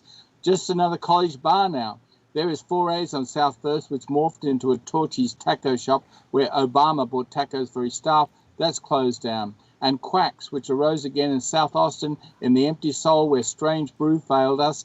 Electric Lounge, New World Deli, Movements Gallery, 3 Ruta Myers, Mexicata Gallery, Joe's Greek Diner, High Times Tea Bar and Brain Gym. Every coffee shop and library has traces of Austin poetry, which last longer than our collective memories. Poets speak to me of Austin, the 70s and 80s, but I was glad to be more 1990s to 2020. Let your poetry breathe. It needs more space and contemplation and energy and open mic venues where we all can be open, living and free. Make your own history. Create new poetry. Hey, Tom. Hey, bro. I hate to remind you of something, but I think you left out one place that we used to go to. Which one? Hot Mamas. Hot Mamas on Sunday. Yes, you're right. Yeah. I did. Sorry about that. Yeah. But see, they're gone because they were making way for Spoken and Heard on Sundays. Ernie B, let's not get bitter. No. Complained about the noise. We're poets. We don't make noise. We have quiet mics. No, I stole that line from Dances with Wolves. Remember when he was making friends with the natives? And what was the badass guy with the long hair, the mean guy? Wind in his hair. Oh, hey. Wind in hair. Andrew Wordman. Yeah. Andrew Oh, Wordman. Oh, Andrew's calling in. Okay. Bring him in. Hold. I'm gonna put you guys on hold real quick. Andrew. That's us. Yeah, I know. Andrew, I'm gonna call you right back.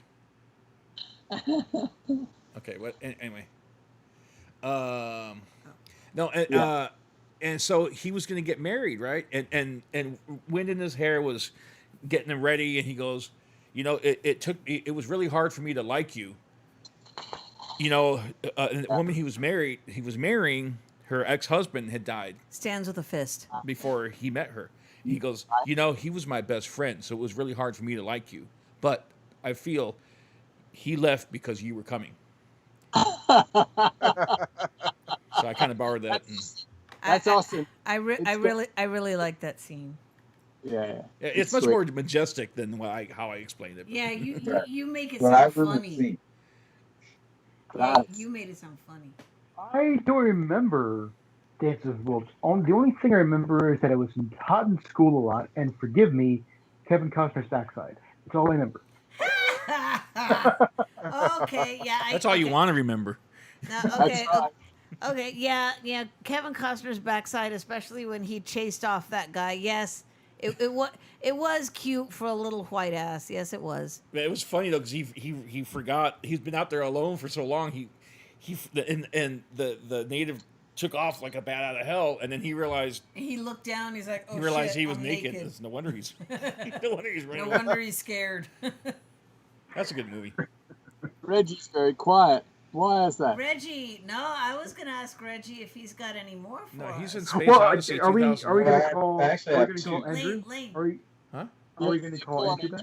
I tried. Let me try one more time. But Okay. Sorry, Reggie. Yeah, Reggie, we want you to read, but we're trying to bring in one of Yeah, our. man. Oh, he's unavailable.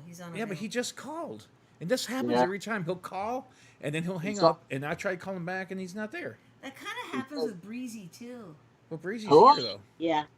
Yeah, because she'll call and then she'll disconnect, and then we'll call her back, and it'll say that you're unavailable, and we're like, Wow. "What? What'd Oh, she wait. do? Hang up the phone and run away?" No, I'm trying to call you again. Okay, so I don't know what After happened. this bathroom to break, that I'll girl. be right back. No, what I've noticed that you do, Breezy, is you'll call and you'll connect with us, and then you'll turn your video off because you're going to do something. But That's right. you're on the call. You're already connected, so that's kind of Yeah, cool. yeah. So I will turn it off because sometimes I'm just in the midst doing some things, Yeah. and I'm gonna let you guys know. And you might see me step out when I'm over at the bar, at the cafe or whatever. So I'll step out, do my thing, come back in, as I say, catching a breeze. So No pun I'm kind intended. of polite in that way. It's just one of those things where I'm just polite about it. So I'm like, Yeah. okay, I'm about to step out and get a little breeze. I'll be back. Get a little See, breeze, see, huh? it looks better than like what Lane just did and left his Yeah. pillow there with his door. Yeah, yeah. That's like, nobody wants to look at that. Oh, I get up too. You can see the birds in the background. You can see the beach. So hey, Yeah. y'all something to look at and think about. And the same with Reggie. He gives us an Yeah. Let's get back to Reggie. We're drifting again. Hold on. Nice. Hold on. Let's get So let's get back in I sync got here. some rewrote shit. Now, ladies and gentlemen, some rewrote shit all the way from North Carolina. It's Reggie Goodwin with some rewritten shit that he rewrote because it was time to rewrite the rewritten shit. Now on Spoken and Heard live on Facebook Live and YouTube. So this was my answer to a certain person they called the birthplace of mankind and other countries of color shithole countries. Uh-oh. But it's actually a love poem. Excellent. It's Oshun's song. I see her on African nights, the crown of her head adorned, short cropped and faded, Madam Walker straightened, wrapped, braided in her visage. I am elated. I see her on African nights, walking toward me on the beach confidently, years before the horrors of Middle Passage, the gentle sea breeze caressing her and me, the ocean waves crashing the shore, the choir of nature, a siren song. I see her on African nights, moonlight dancing like incubi fairies on perfumed and oiled flesh, dark almond chocolate to caramel shaded, wonderfully naked, wonderfully calling me, arousing me. I see her on African nights as we stroll next to the village baobab tree. Shh. In the village tonight, happy children are sleeping as she whispers to me, pulling us into a wrestling match. Our tongues enter eagerly, her nipples gorged with the blood of our ancestors as she finds a smooth place for the small of her back to rest, wrapping her powerful legs around my hips. My loincloth rises as my photo finds the throne of her thighs. I melt into her arms in fading sighs. She is my dominatrix. We embrace in a slow waltz on African nights, holding her hips tenderly. I kneel in obeisance to my queen. My strength fades with each moment as I lower, sinking slowly in the sands, to gasp, to laugh, to kiss more, making love on a beach called Eden. Whoa. Oh, Temperature. Oh, yeah. yeah. Wonderful, Reggie. Wonderful. And that was Reginald Goodwin all the way from North Carolina, USA, with some rewritten shit about hot and steamy stuff. Next on the docket, we have Tom Moon and whoever else is on the show. I have nothing. Okay. Now, I know Birdman's about ready, but I'll just do a very quick one for you called Every Breath. Every breath up to now, lost in thought, everything matters. Even if it is not matter, every person matters. Even if you don't know them, you matter. This moment matters. And as simultaneously you release it all, like every breath you ever took, like all the heartbeats you have inside, like your pulse, there is no holding on. This is only is. And that very soon becomes was. So in the isness of right now, and in your frame of this photograph, movie, screen on the computer, let is be as it is and move on. Something old, something new, something borrowed, something blue is waiting for you as soon as you release now and every moment you've ever breathed up to now. Okay. Now you find home. Now you Ladies and gentlemen, that was Tom Moon with what he just read. God.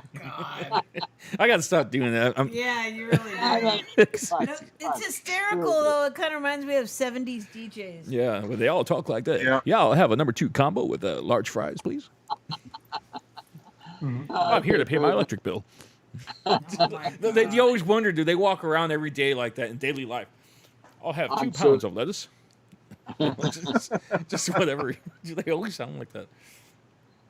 Although I have met people that have that radio voice by just talking to them. And I've told people, have you ever considered doing radio? What do you mean? You have that voice. You know? Like, what? I've never thought of that. You know, once in a while you meet a person that just has that kind of voice. I've actually met customers like that. They'll be like, Well, I used to call events over at the stock show. I was like, okay. There you go. That was practice. Their voice has to be strong to get over all the bull. Oh, Thank you. Try the veal. Oh, Breezy, Birdman, rescue us, please. I know. Please. Because I You know, won't stop. when you were talking about Austin, I was just thinking my friend Jason, before I moved here, he was talking about how Austin was very cosmopolitan Yeah. and how it was very in vogue for the kind of city it was. Yeah. And it was unique and cool and odd and Well, like I've always said, Austin's it's like it's always a young city because of the school. Yeah. You know, Well, there's 'cause of always the the schools. There's always an influx of young people, young adults coming into the town. You know, so it breathes new life into the city. And it's a little more intellectual. Yeah, too. every year. Yeah, yes, smart people. You know, people coming to further their education, and new ideas, new things, and some stay, some go. You know, when they're done with school or whatever. But it keeps Austin interesting. It makes it unlike any other city in Texas, I think. Oh, San Marcos is pretty close. It's Yeah. a smaller version of what Austin used to be. Yeah. You know, it's got salamanders, it's got springs, it's got eccentric people, it's got eclectic places where poetry lives. So, poetry, did you say poetry, Birdman? Yes, Breezy? please. Birdman, you got something new for us? Yes. Actually, you know what? This is new. No shit. shit. All the way from Houston. You know, this one actually gonna be in my next book whenever I can get it edited all together. Which it ain't that much editing because Diana normally edit everything anyway. So I need my drums back. I really do. yeah. And this one here, it's a short poem. It's called Dark Dreams. Right. While in the dark, I sit alone, a broken image of a man without a soul, trying to block out past pains. The constant voices are not my own. A forgotten path has somehow resurfaced, hoping it would turn cold and brittle. I scream out in the dark at the frightening dreams, nightmares, and shadows that I only can see. No one will ever know what images appear, even if for a moment. For some, the dark can be a place to rest or a place to relive the past with dark dreams. Hmm. Yeah. What you say, Breezy? You hear me? Yeah, it was good. It was good. Oh, okay. Yes. Dark dreams. I just did my first reaction. I'll do it again. Watch. There, see. I've never done that before. I was telling Ernie, I said, Ernie, do a reaction. And he was like, where? And I was looking at the stuff on my counter here. What are you talking about? Oh, on the screen. Okay. Yeah. Okay. the button. Okay, so that's how you do it. Cool. Yeah. Okay, what's going on up there? I don't know. See, Andrew did try to call, I Yeah. guess. But wait a minute. What's going ongoing call? That's us. Yeah, Uh-huh. that's It's- us. It's asking us to join the call that I'm already joined. That we're already on. Okay, I'm gonna close this because it's scary. Okay. Okay. Come on, Breezy. Well, sometimes that happens with me and Andrew. So Right. sometimes Andrew will call in, Right. and for some reason, me and him and some random other person, maybe like Eddie,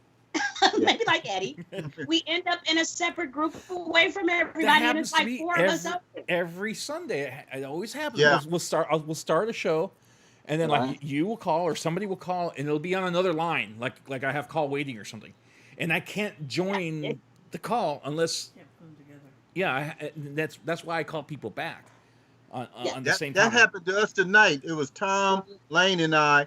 And then it was Right. Tom and I. Then it was Lane and I. And finally, it got on. Oh, firewater. Yeah, Firewater. they had these on sale at my local liquor store. Two for $20. 2 for $20. What? Wow. Yep.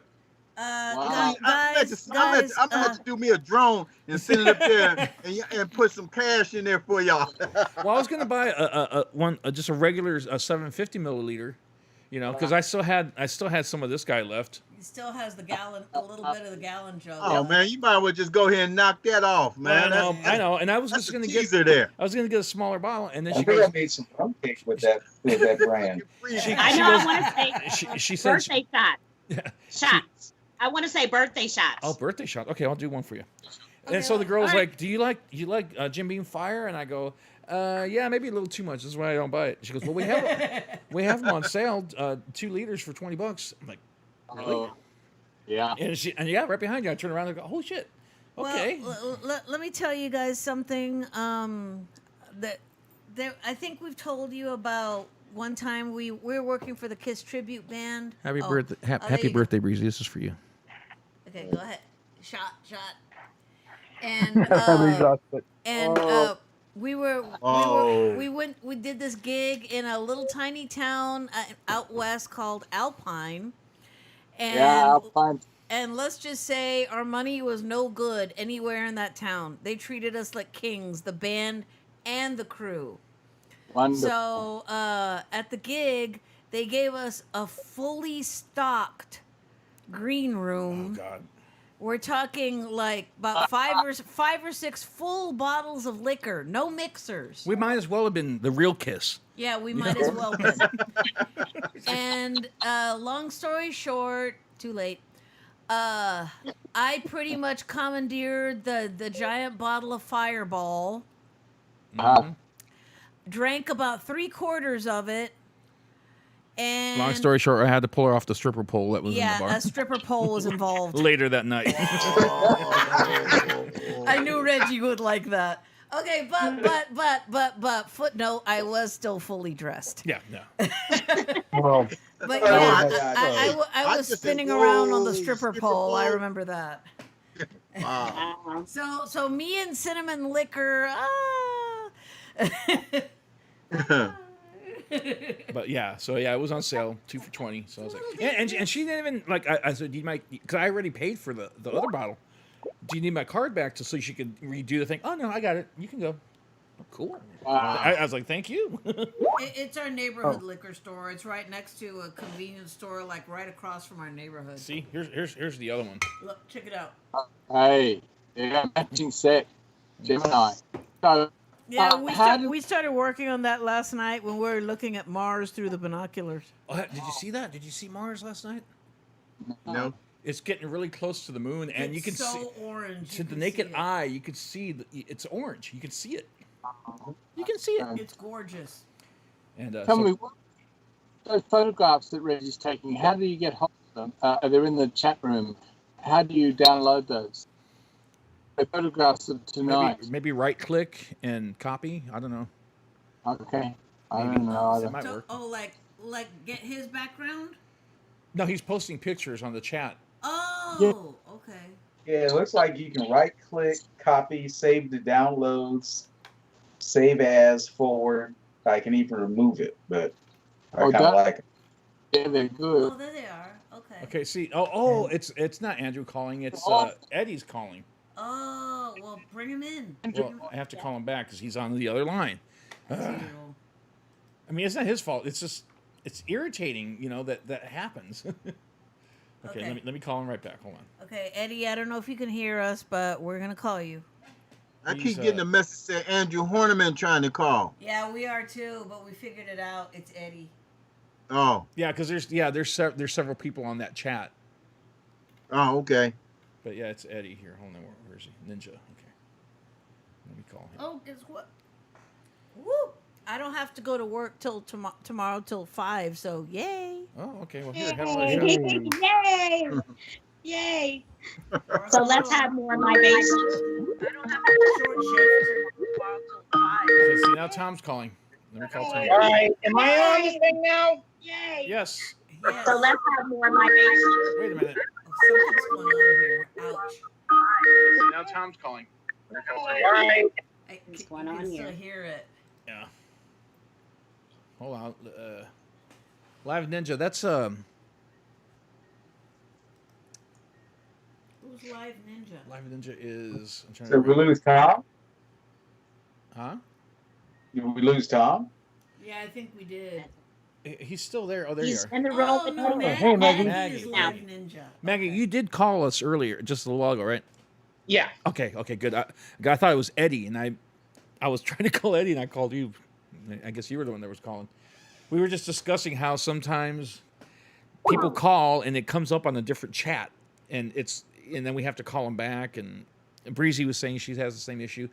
Tom Moon is there. He's there, but he's not there. We're connected. I just don't have his video. Ooh, look at that mask. Let's see. Okay.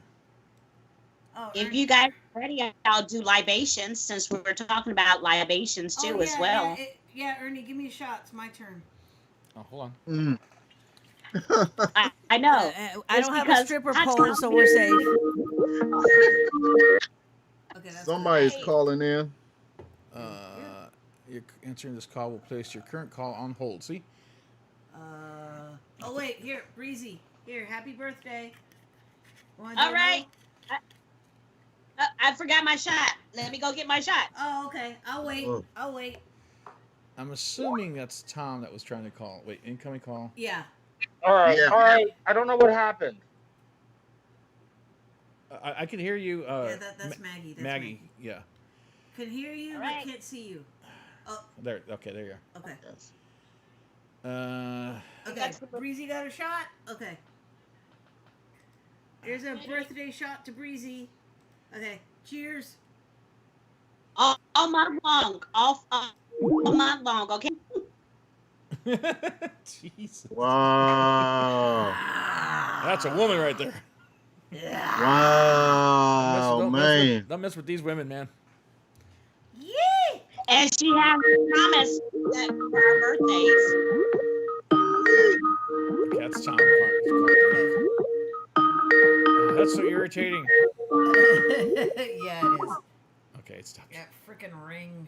Let me get Tom Okay. back on the line, and we can get So, Okay, get that. Get back. Whoa, Monkey cat. hot tamale. Yes. I'm ready. This party brie is coming out soon. Yeah, me too. you don't see the pic? Oh God. back. Tom, stop calling. I'm trying to call you back. Hold on. Let me get Tom on the line here first. Okay, hold Tom, on, we're trying to Tom. call We're trying to get you. you back. Where is he? I don't know. I I think it's see him. because he keeps calling us. I know, but he's. Let me just punch him in here. Page, there he is, Tom Woodruff. Okay.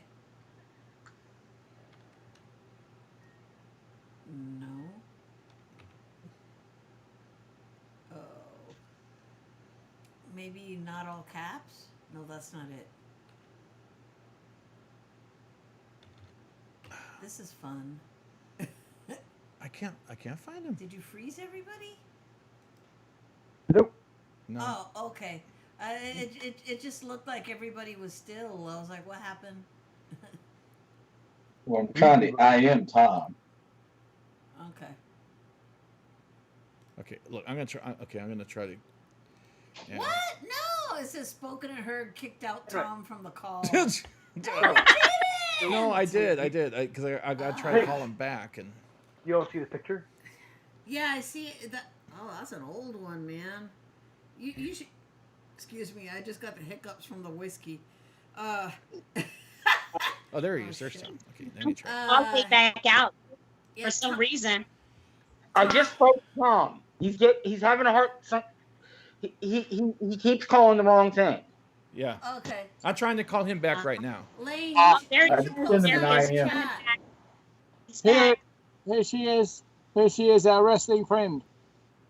All right. Lane, post it on the chat. We're here. Oh, Tom, are you back? Yes. He's I am. back. Yeah. Oh, where am I? Oh, yeah. Back.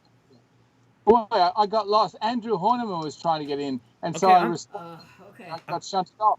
Okay, I'm trying to call him back, and he keeps saying he's It's unavailable. something. It's something crazy going on. It took me all the way back out, and then it took me back to Facebook. Right. Oh, okay. Yeah. I'm calling Andrew as we speak, so let's see what happens. Oh God, Ah. that's Oh, so look at old. I love it. Yeah. That commercial, I was still living at Motel 6 when we did that Wow. commercial. We were filming that at the motel. Incredible. Yeah. I said we need to make a commercial for Spoken and Heard. Lane, I still think your commercial is the best. Thank you. That's the one where you're using a shoe as a telephone and Yes. talking about what was it, what convention? Danielle Steele book burning convention. Yes. I'm trying to locate that And what was so video. cool? Let's What see. was so cool about that commercial is it was completely unrehearsed. Can we hear a wrestler? I mean, this commercial? Wrestler. Yeah, person. that one where your hair was short. And see, here, well, the funny thing about that, for those of you that have seen that commercial, I went to the Goodwill and tried to get him some really unattractive, dorky clothes. And on him, it looked fabulous. And I'm just like, well, fuck. Let's try and get in. I got him like a paisley shirt, ugly 70s pants, and it worked for him. It worked. It looked great. So I'm just like, well, you can't make Lawson Thought unattractive. There you go. Trying to get in, and Andrew Hodgman. He's like And, a chameleon. There's Daniel. Hey, Daniel's in. And we just lost Reggie. I'm still here. Okay. Yeah, Reggie's still here. We don't see you. We're trying to figure out where you slipped off to. You don't see me? Damn, it's I working. see you. I see you. I see you. I see him. Do you?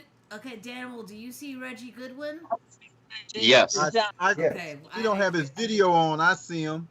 Okay, I'm trying to bring Danimal into the shot here. Okay, he's trying to bring you into the live shot, man. All right. Oh, Daniel, your gumbo is incredibly spicy. But wait, hold on. Before you guys talk about that, Tom, you said Andrew is trying to call?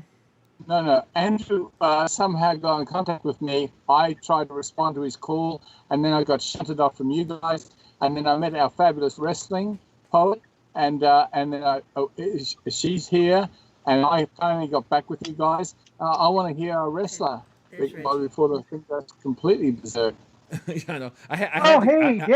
I had to kick you off, Tom. I didn't want to kick you off. I disconnected your call. More polite way to do it, so I could reconnect with you. Here, hand me the bottle. I'm gonna show it off. Yo, Mike, did you get your housing situation handled? Still looking. Still looking? Yes. I can rent you a room for 500. Huh? I can rent you a room for 500. I really, really, really want to live by myself again. That's expensive. Although I am That's zoning. expensive. Good luck. I am zeroing in on a place though, so we're gonna see. I'm gonna call them tomorrow. Called Volume 1 Apartments. Word. Okay. Can we hear a wrestler? And the room went silent. Everyone went, oh shit. Don't mind me. I'm just packing a bowl.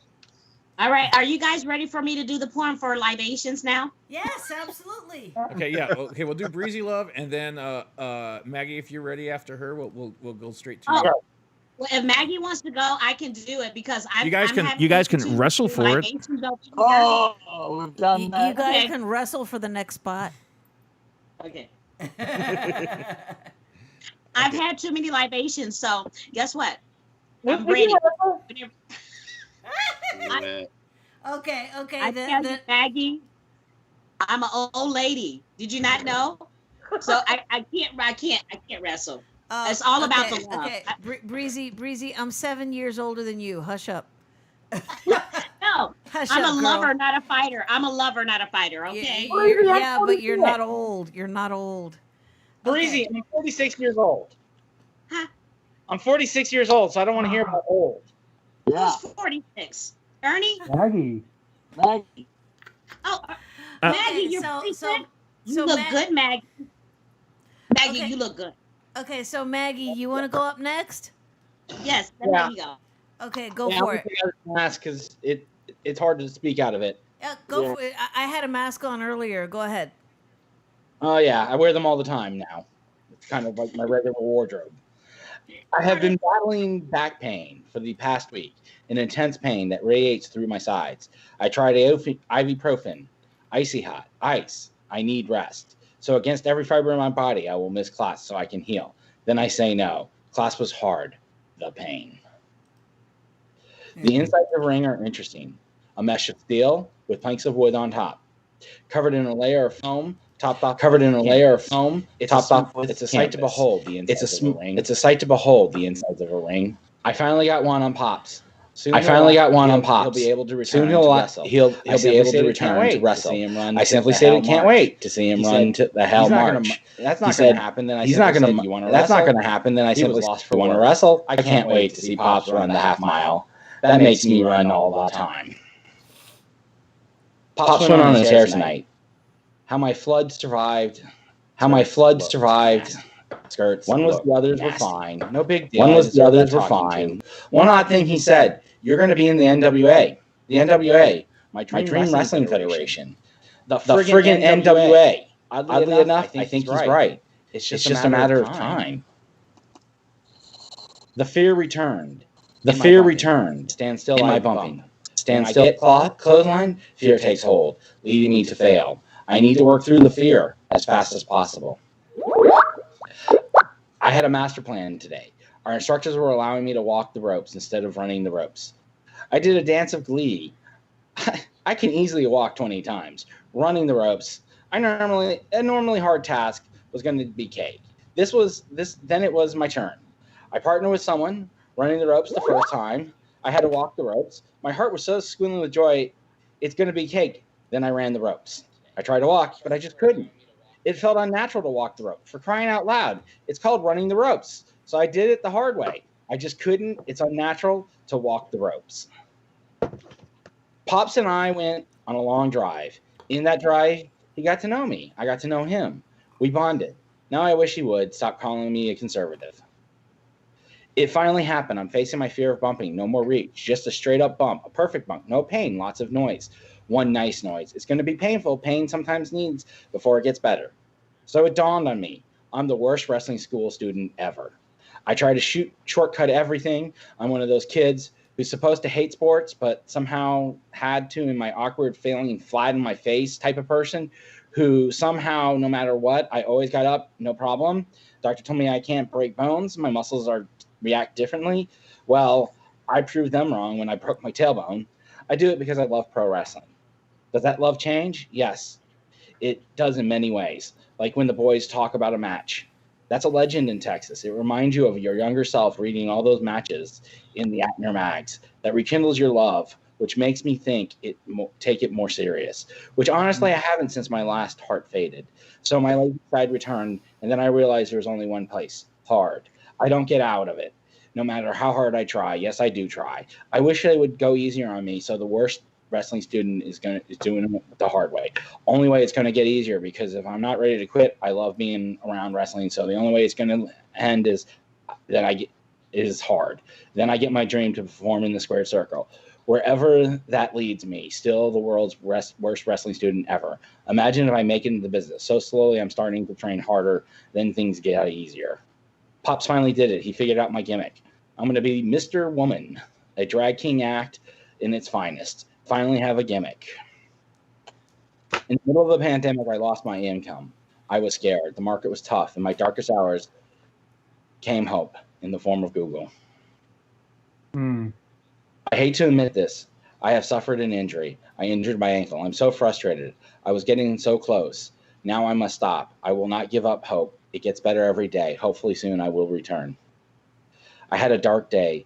My demons came back to attack, all in one big. The moment I got discovered, I tried hard, but the fear took over. I'm not ready. So I was told to leave, thankfully by Pops. I was grateful to deal with my demons. Okay. Yay, Maggie. Yes. Wrestling poet. Yeah. All right, give it up for Maggie. Yeah, I didn't have any rock music queued up. I'm sorry. Yeah. I was dealing with 19 calls coming in all at once. Yeah. I was watching them all coming in. I was like, oh, shoot. And That was And then organizing the windows for the Facebook for the broadcast. I was like, I don't, you know. You should see it right now. It looks like a really poetic Brady Bunch. Maggie? Did you do something different with your hair? Yeah. It looks good. Yeah, I got bangs. There you go. That's what it is. That's what it is. It was funny. You were saying in your piece about a gimmick, having a gimmick. When I used to live in LA back in the 80s, especially like in '83, that was the thing. Everyone, so you meet someone, you're in a band. Oh yeah, I'm in a band. So what's your gimmick? Yeah, that was the thing. That was a regular question that you were asked if you were in a band. So what's your gimmick? Because everyone had a gimmick.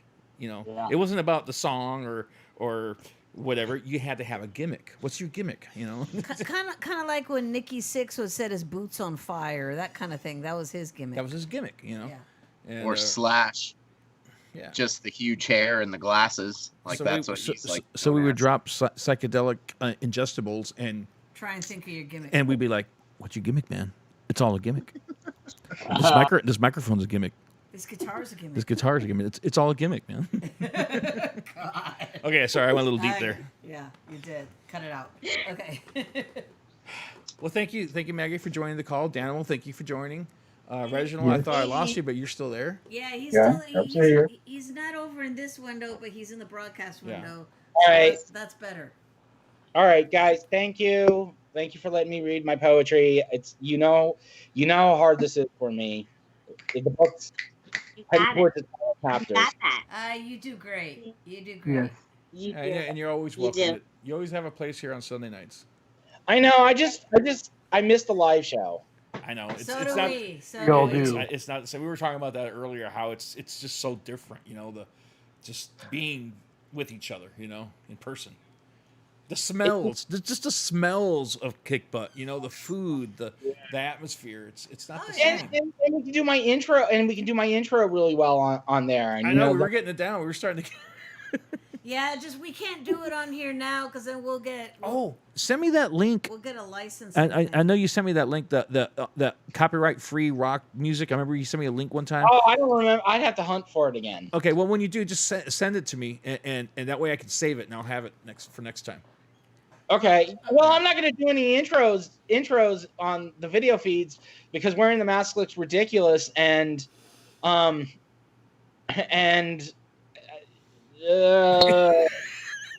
okay, man. It's just not the same doing it on webcam. I know. You got to own it, and it's hard to own it. Well, you are. You're owning it. You are owning it. You are. Awesome. I just write poetry about my passion in life right now. Yeah. The passion is what's gonna bring it out. Oh, sorry. The passion is what's gonna bring it out of you. I mean, whatever you're passionate about, you're gonna be able to write the most about. Okay. Yeah.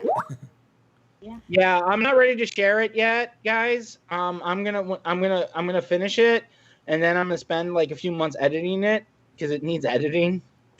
I don't edit the poems, and as I read them, I'm like, ooh, this is wrong. So I need to edit the book, and then once it's ready for publishing, then I'll find someone to publish it. All right. Mm-hmm. All right. So when that time frame comes loose, I could use your guys' contacts and help to get it published. Yeah. I mean, Go to Amazon. Right. I already published a book of poetry on Amazon. Huh? I already published a book of poetry on Amazon. Excellent. Okay. Ooh. Yay. Yeah. For my love, Captain America. Look at Daniel. What the hell is he doing? All right. Anyways, I'm gonna hang out. Okay, Maggie. Have a good night. Have a good night. You want my book on Amazon? It's For My Love, Stephanie in the Heart of Texas. All right. Woo! Say that again one time. The For My Love, Stephanie in the Heart of Texas. Okay. All right. Okay. It's a whimsical tale told over a year with my wife, my ex-wife Stephanie. Got it. Okay. All right. Cool. All right. I'll talk to you guys later. All right. Good Have a night. good night. Bye, Maggie. Here, Champ. And now we got 6. Ugh. I was That's waiting just for that. Fireball Jim Beam right there. Wait, Ernie bought it. Ernie bought it. I had no control. That's just No, Fireball. no, it's called. It was called 2 for 10. 20. Hey, it's a pandemic. 2 for 20. man. I'm sorry. I can't hate on you for that. Hey, it was a bargain. Hey, he needed the money. Little boy blue. Hey, he needed the money. Oh God, I finally got that joke. I've only said it like 90 times. Oh my God. I'm ready. You ready? Okay. Okay. Let's bring somebody bring Breezy Love in. Okay. Lane, it's your turn. Because I'm having too much fun. Welcoming to the stage, we've got Breezy Love, bringing her new stuff.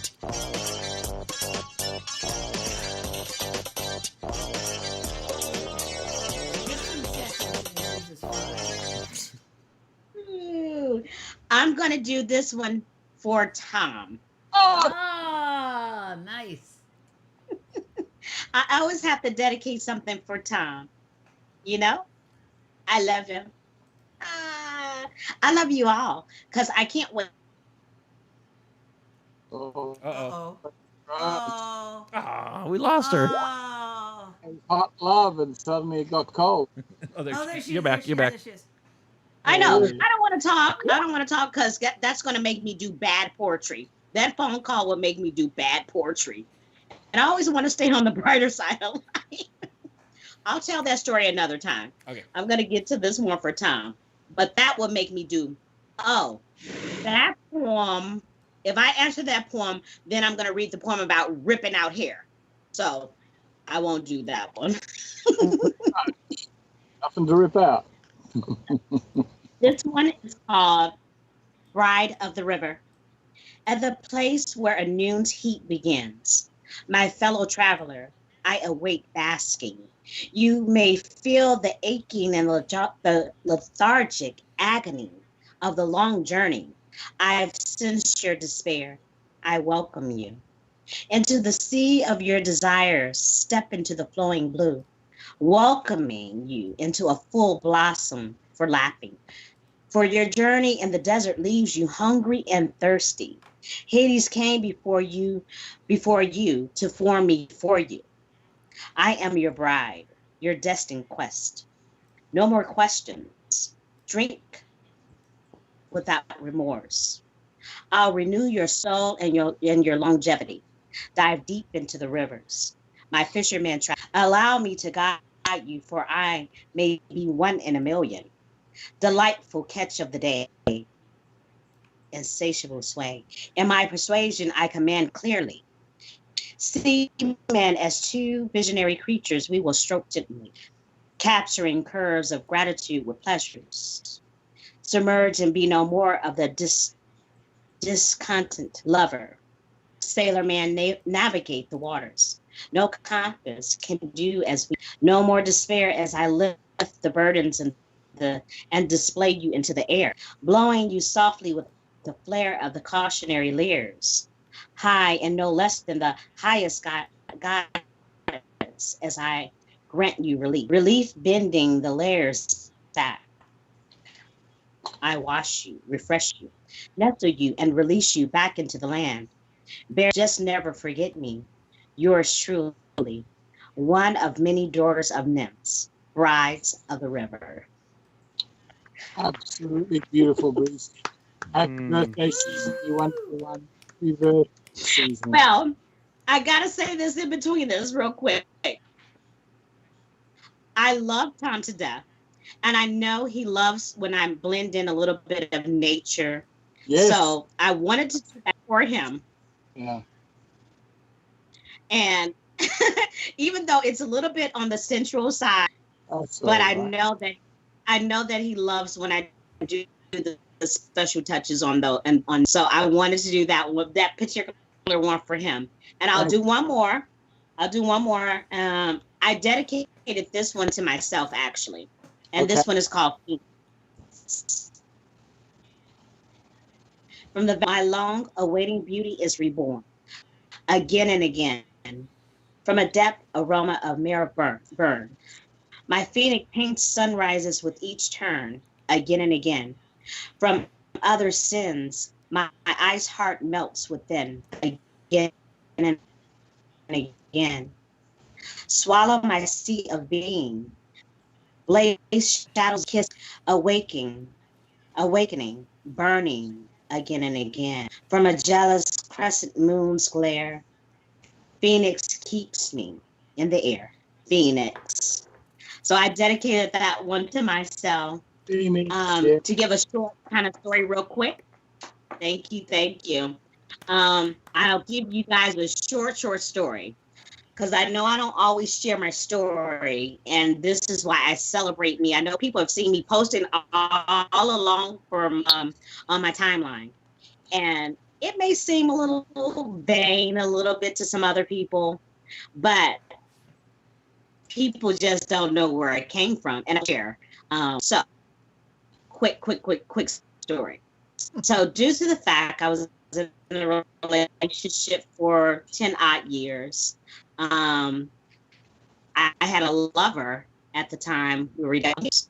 And if you've ever heard of someone is saying like, okay, the person doesn't want it to end, and you've had the situations, or you're heard of situations where the partner doesn't want it to end.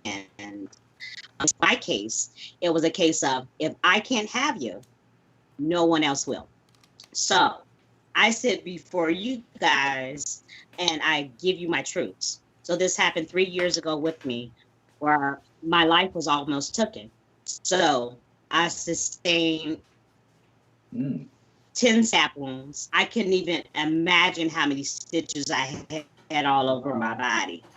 So for me to stand before you guys free as the bird and as the phoenix, I'm not bitter. I'm glad I released and freed from that relationship. And as they say, bloodshed, and it wasn't, so there was plenty of bloodshed, but I'm not bitter. And I'm here today to be able to give you my poetry, because it just put me back on the right track. And I guess the lesson in it all is that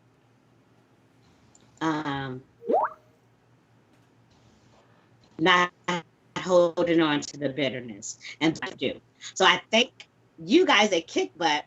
Very shortly after that happened, I walked into your doors looking for a space to feel welcome, to be able to share my poetry.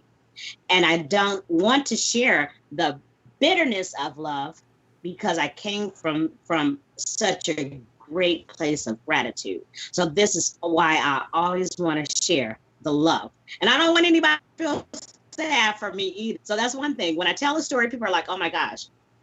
The moral of the story is, I'm like that phoenix, and I can keep rising. I may have went through what I went through, but I had to keep rising like the phoenix. So that's Phoenix, and that's why it's dedicated to me. So very blessed to see 44 years as of 8/8 yesterday. And I love you guys. I love you guys to death. That reminds me of a lyric by the band The Scorpions. They have a song called The Game of Life. And there's a line in there that what you just said about being the phoenix, you rise because you're the phoenix, keep rising. There's a line, just the end of a line, that says, the wounded deer leaps highest to the sun until his day is done. Mm-hmm. It doesn't care that it's wounded. It keeps going. It keeps going. The wounded deer leaps highest to the rising sun until his day is done. The game of life. And I'm glad that you're here with us. Yeah. You're a blessing. You're a blessing, Breezy. Yeah. I thank you guys. I thank you guys all the way to the end. To the end. But I gotta ask Danimal, what is that picture in the background? I got this artwork back there, and I really want to know what's on the back of that artwork behind you. And I want to hear some of his poetry. It's sort of like a circle of life thing. I'll take a picture of it and I'll show it on the camera. So because it's sort of like Yeah. pinned up to the wall. But It looks like a tapestry. He's wearing his Captain America jersey too. Look. His Captain America hoodie. I love it. Oh, he's taking the picture right now, actually. Oh yeah, everything's now. I was about to say, how long has it been since Cap's been in the ice? so it's sort of like a circle of life thing. My aunt got it for me from one of her friends that lives in the UK, and they apparently got it at some kind of like Indian market. But Oh, I see it. Oh.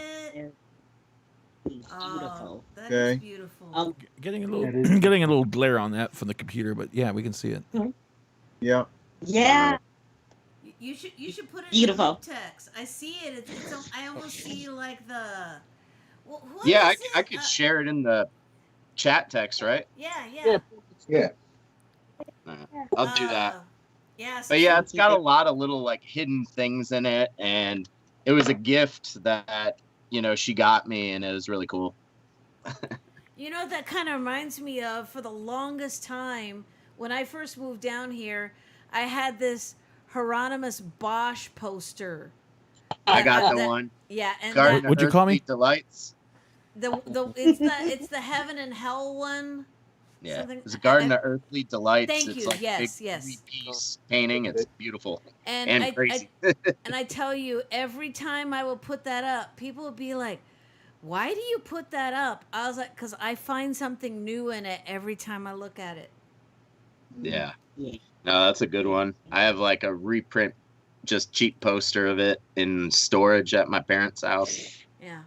Yeah, that was mine. It was just a poster I got from like Spencer Gifts or something. But, Yeah. Yeah, I but got it was mine. my some I would put it up like at every apartment until I moved to the house, and it was pretty much already torn up. And sigh, I had to get rid of it. Yeah. I used to have. Remember in the 70s when you could buy those wall-sized posters of bands? Tapestries. Yeah. No, posters. Oh. They were huge. They were like bigger than a door. I used Yeah. to have one of Boston Of course you did. and of Rush that I've never been able to find again, and they started to get torn here because I brought them from Chicago and I moved to Texas, and I brought them with me, and they started to get torn up a little bit, and as years went by, they got worse and worse, and like, man, I wish I mean, there's no way I could have framed them. They were huge. I mean, they were wall-sized posters, and Coat them. Plastic coat them. yeah, well, see, I was like 11 and I didn't have money, so. Too good. Wow. But yeah, I wish I had, especially the Boston one. That's even more rare. Yeah, they're antiques now. Like Yeah. the people all the time. Oh, I got to share a story. Yeah. My one of my aunts, she's passed on, but she was a very, very religious person. Oh, I know the story. Yeah, very Bible beater. She's preached with Billy Graham back in the day. I mean, Okay. she was hardcore. So she comes to visit us, and she lived in Del Rio.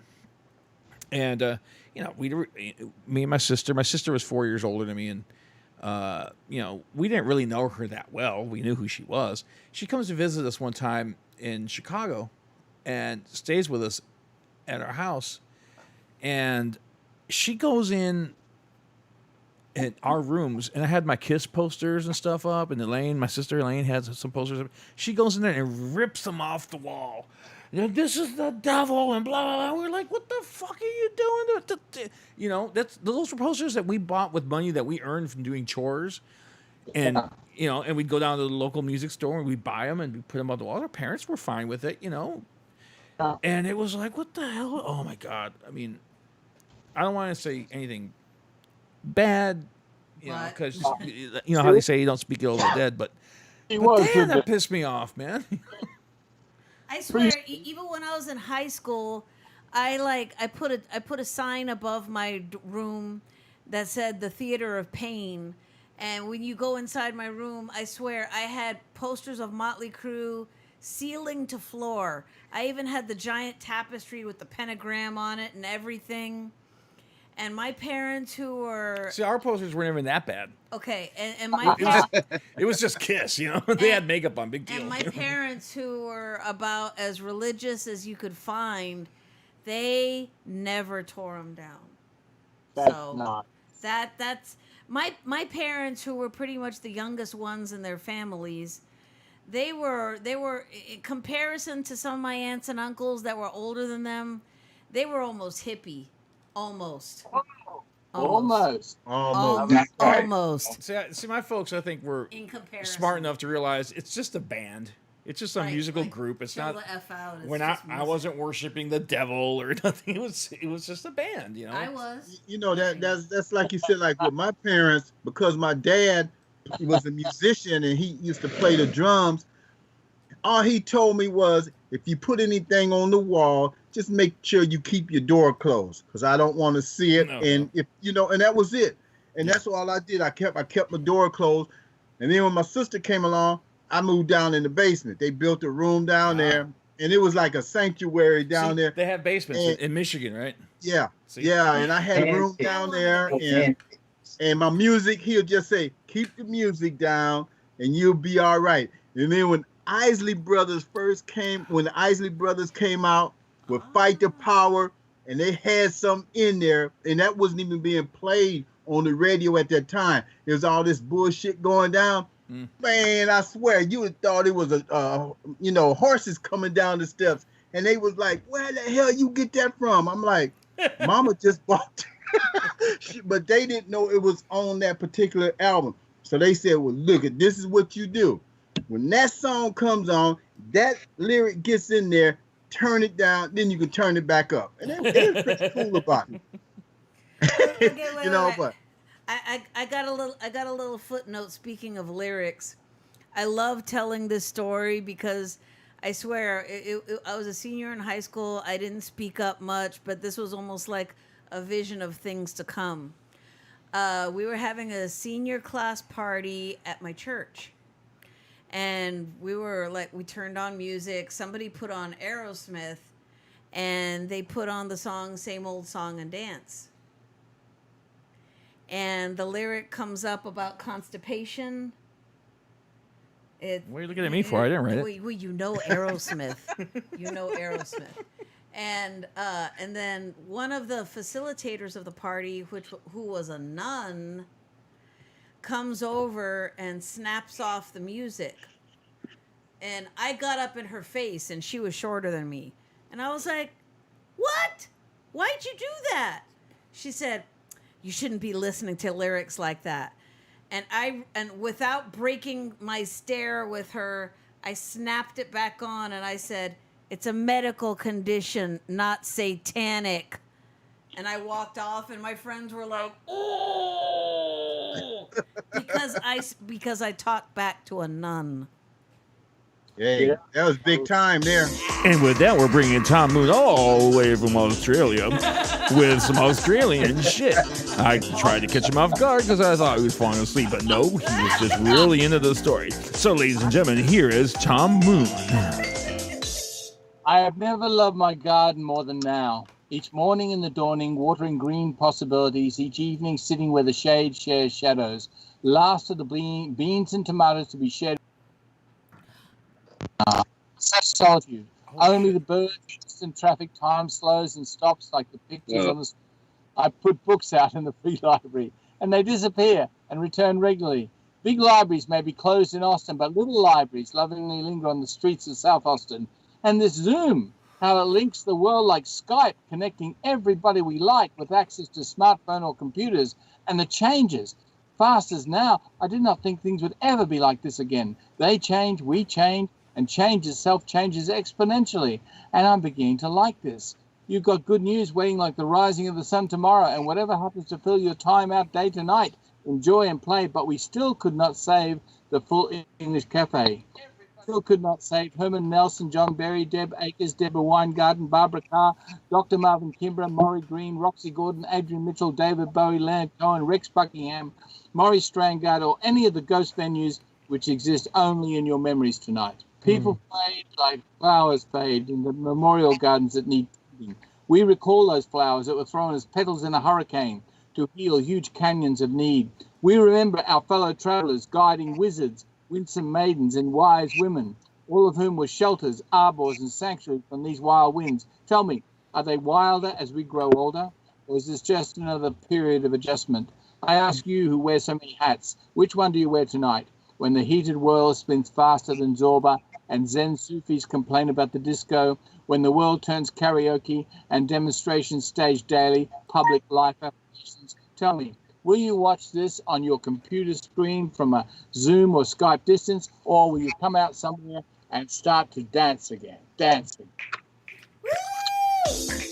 Yes, ladies and gentlemen, all the way from Australia, it was Tom Moon, who resides now in the great city of Austin, Texas, with some stuff that he just read. And I didn't know what he read because I wasn't paying attention because I was doing technical stuff over here. Okay, so if I sang a little bit from Men at Work, that I might get pinched for it. Yeah, no. We'll get copyright strikes for that. Shit. All right.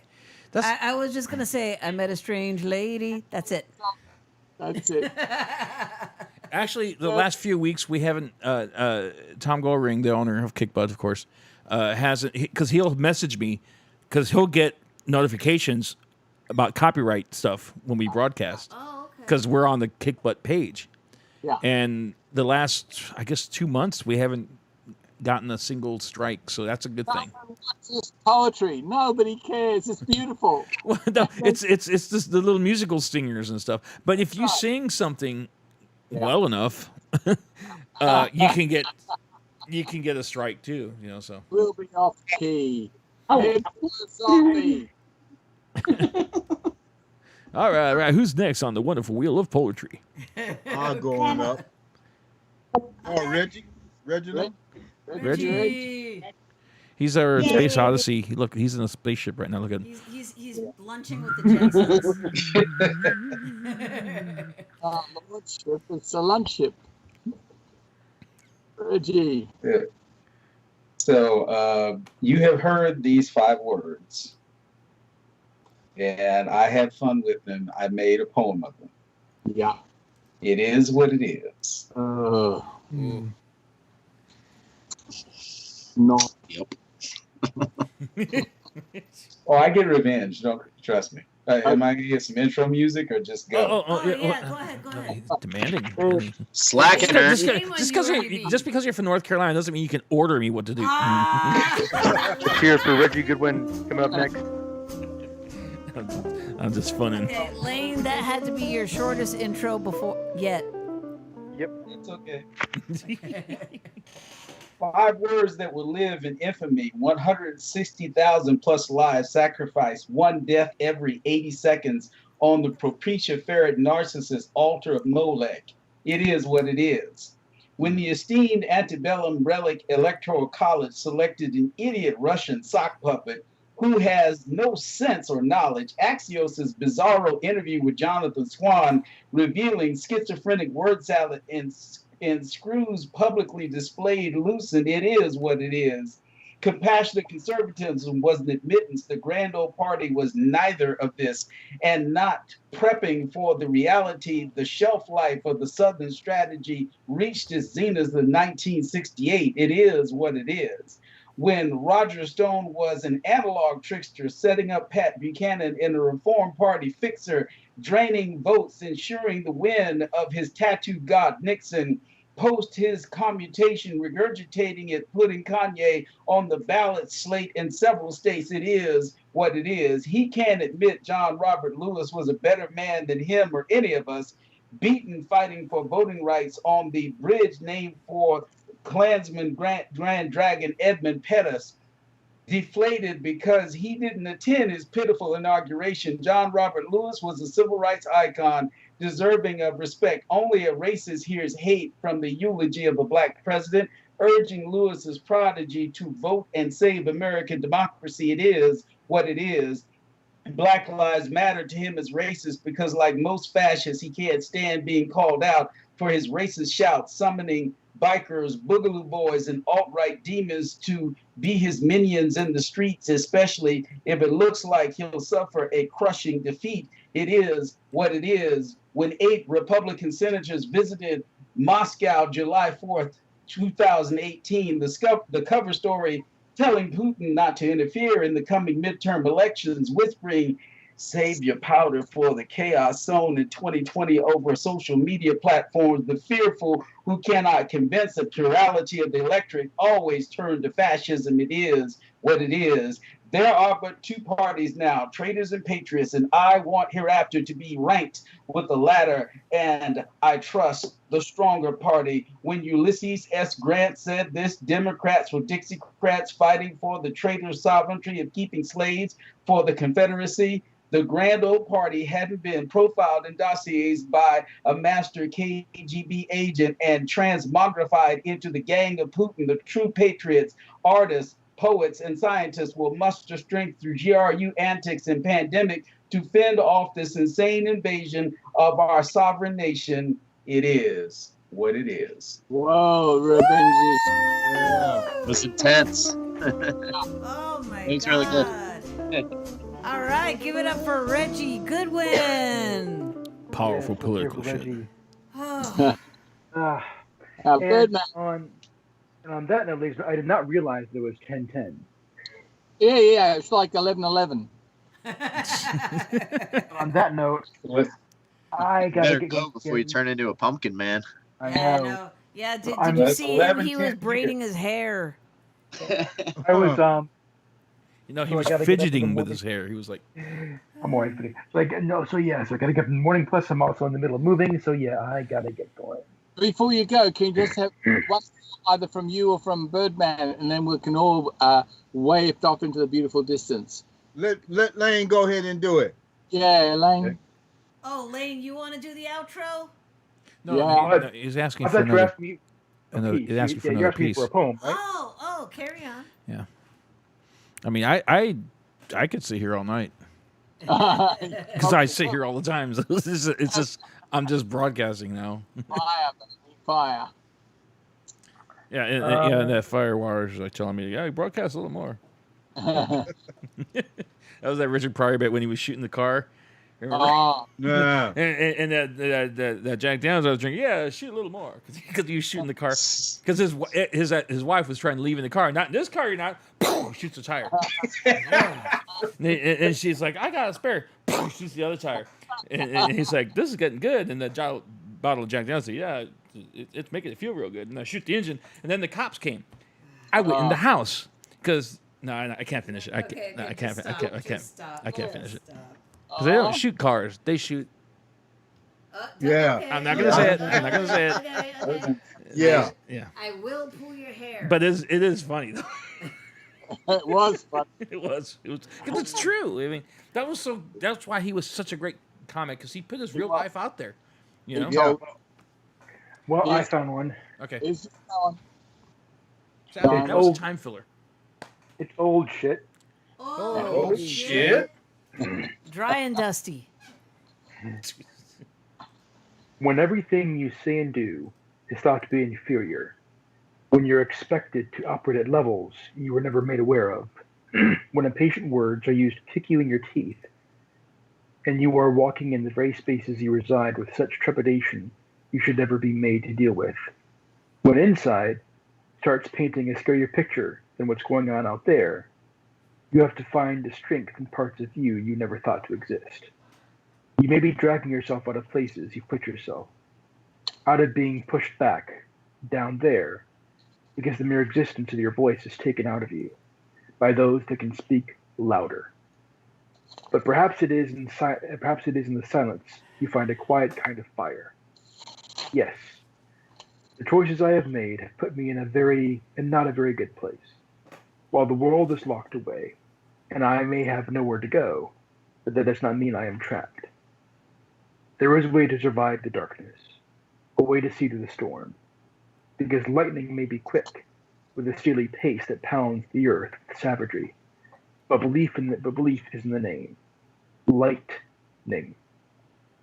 Use it to find a place, even if it only exists in the realms of your mind. But at least it is something. Use every ounce of power and strength you've got to breathe in the waters you find yourself drowning in. I have to keep reminding myself that I am here and I am important, even when I am told that I am not. By my questions being ripped out of me and twisted into nightmarish fire rivulets of twine and wrapped around my throat. But I am not here to only exist as someone to be beneath you. I need to guard myself with an invisible layer of power that I can use to see me through this. It can be the darkest times of our lives where we learn how resilient we are. Now I am learning that. For now, I just have to live and love and be a silent soldier on the battle lines of my own land. I have built out of every single piece of me I can pull myself out of, and recognize the value in the shine of the sun, still brimming with the hope that is still here with me. Yay. Hey. Yeah, Ernie, give him a Power react. to survival. May you find a home soon. Apart from our hearts. Yes. High there. So, All I can say is, Lane, I'd hate to lose you to Rochester. Really. I know. I know. Thank you. You are Austin, and Austin is you. Because then you'll be calling in like from North Carolina and making demands and shit. North Carolina. that's fun. Oh Eddie, my you don't God, listen. Ernie, God, what is wrong I don't get with it. you? That's what happens when you drink Fireball. Yeah, Yeah. I got lightheaded on that laugh. You're such a dork. That's right. We blame the Fireball. Yeah, Yeah. No, it's all him. Trust me, it's all him. I'm getting a little loopy, and all I've eaten today was a salad, so I don't have no Nothing. sustenance in there. Ernie, oh my God, you need some lasagna. Oh no, I don't need lasagna. I'd Every- like some lasagna, but Everyone needs lasagna. I don't need lasagna. Lasagna is good for the soul. It is good for the soul. Okay, see, I just dropped the lid to the bottle, so it's dirty. So I gotta finish it now. Oh shit! You know You did that on purpose. the thing about this fire though, it's real sticky. It is. It's very sticky. It is. You get it on your hand. It's like snow cone syrup. Yeah, it's Yeah. Yuck. whatever. Yeah. I guess I can deal with it. Thank you for making my day too. Yes, Thank happy you. All you guys always make my day. Yeah. I want to thank you for having a shot with me. I would have never done a Fireball anything shot. Last time I did Fireballs, I would have to shoot you and kill you over what I did. So Yeah. Oh. Hence the stripper pole in my history. Yeah, see, that's why I don't drink tequila, because Hey, Ernie. Mm. Ernie. no Ernie. tequila. She's No trying to tequila. tell you, get a stripper pole and put it in the bedroom. No. well, you know, What is that going to be for? Is that going to be Well, for hot tamale? I'm looking for a joist where I can. We actually have one of those what is it, vaulted ceilings, so I don't know. I was looking at the rafters up there. I have to mount. I mean, Ernie, Ernie's you got giving you all the hints. and Ernie, you got the setup to be the fucking club DJ. I was going to say. Pants and beats and pants and boots. Coming up next, ladies and gentlemen, put your hands together for the lovely hot tamale shaking what she's got for you. I know, Now, Because Dennis I'm Super Bowl is blushing. Shaking I my want money to maker. tell you guys to get a swing. Look, because I'm so into love, I want to tell you guys to get a swing. Swing. Swing is so much better. Yeah, but we'd have to get a different. We'd have to get a different rating for the broadcast. Okay, wait, Breezy, I might have to wait till my kids move out of the house. Mom, why do you guys have a swing? Mom, what's with the big swing in Ernie's room? Never mind. Why do you have a swing? Why do you have a swing? If they get a stripper pole, though, if they get a stripper pole, is that going to be for hot tamale or is it going to be for Ernie B to use? No, I'll need not a pole. I'll need a, what do you call it? A support thing. You'll beam. I'll need a beam. No. You'll need a forklift. No, a pole. Not a pole. I'll need like a load. I'll need a load bearing You know, I mean, hey, after the pandemic is over, if you ever want me to come down and do a little show, no, not yet. We'll just put up a toothpick and he can swing on that. You can find all Lost in Thought episodes on Pornhub. Oh my God. Good night, everyone, Okay, and thank should you I so do the much, thing? everyone. It's been the funniest night I've ever had tonight. I don't want to Hey, go. y'all take care. You stay. Lost in Thought's got to go because he's yawning. I got to go because I'm dreaming. So, You're already dreaming. It's already tomorrow. You're in Australia. It's already tomorrow. No. He's in West Australia. oh, that's even further. It's so funny. I love when you all. 11th happened, I said, don't worry. I will look at Australian television and tell you what's going to happen tomorrow. There you go. Okay, should I do the thing? Let's do the thing. Let's do the thing. You have been witness to the best, the baddest open mic in the ATX, spoken and heard live via internet, via Skype, via Facebook, via YouTube, via Kick Butt Coffee. Via. It is not just an open mic. It is a show, not a show without each and every one of you, including you, Breezy. And these 2 bottles of Fireball. Thank you and good night. Good night. Yep.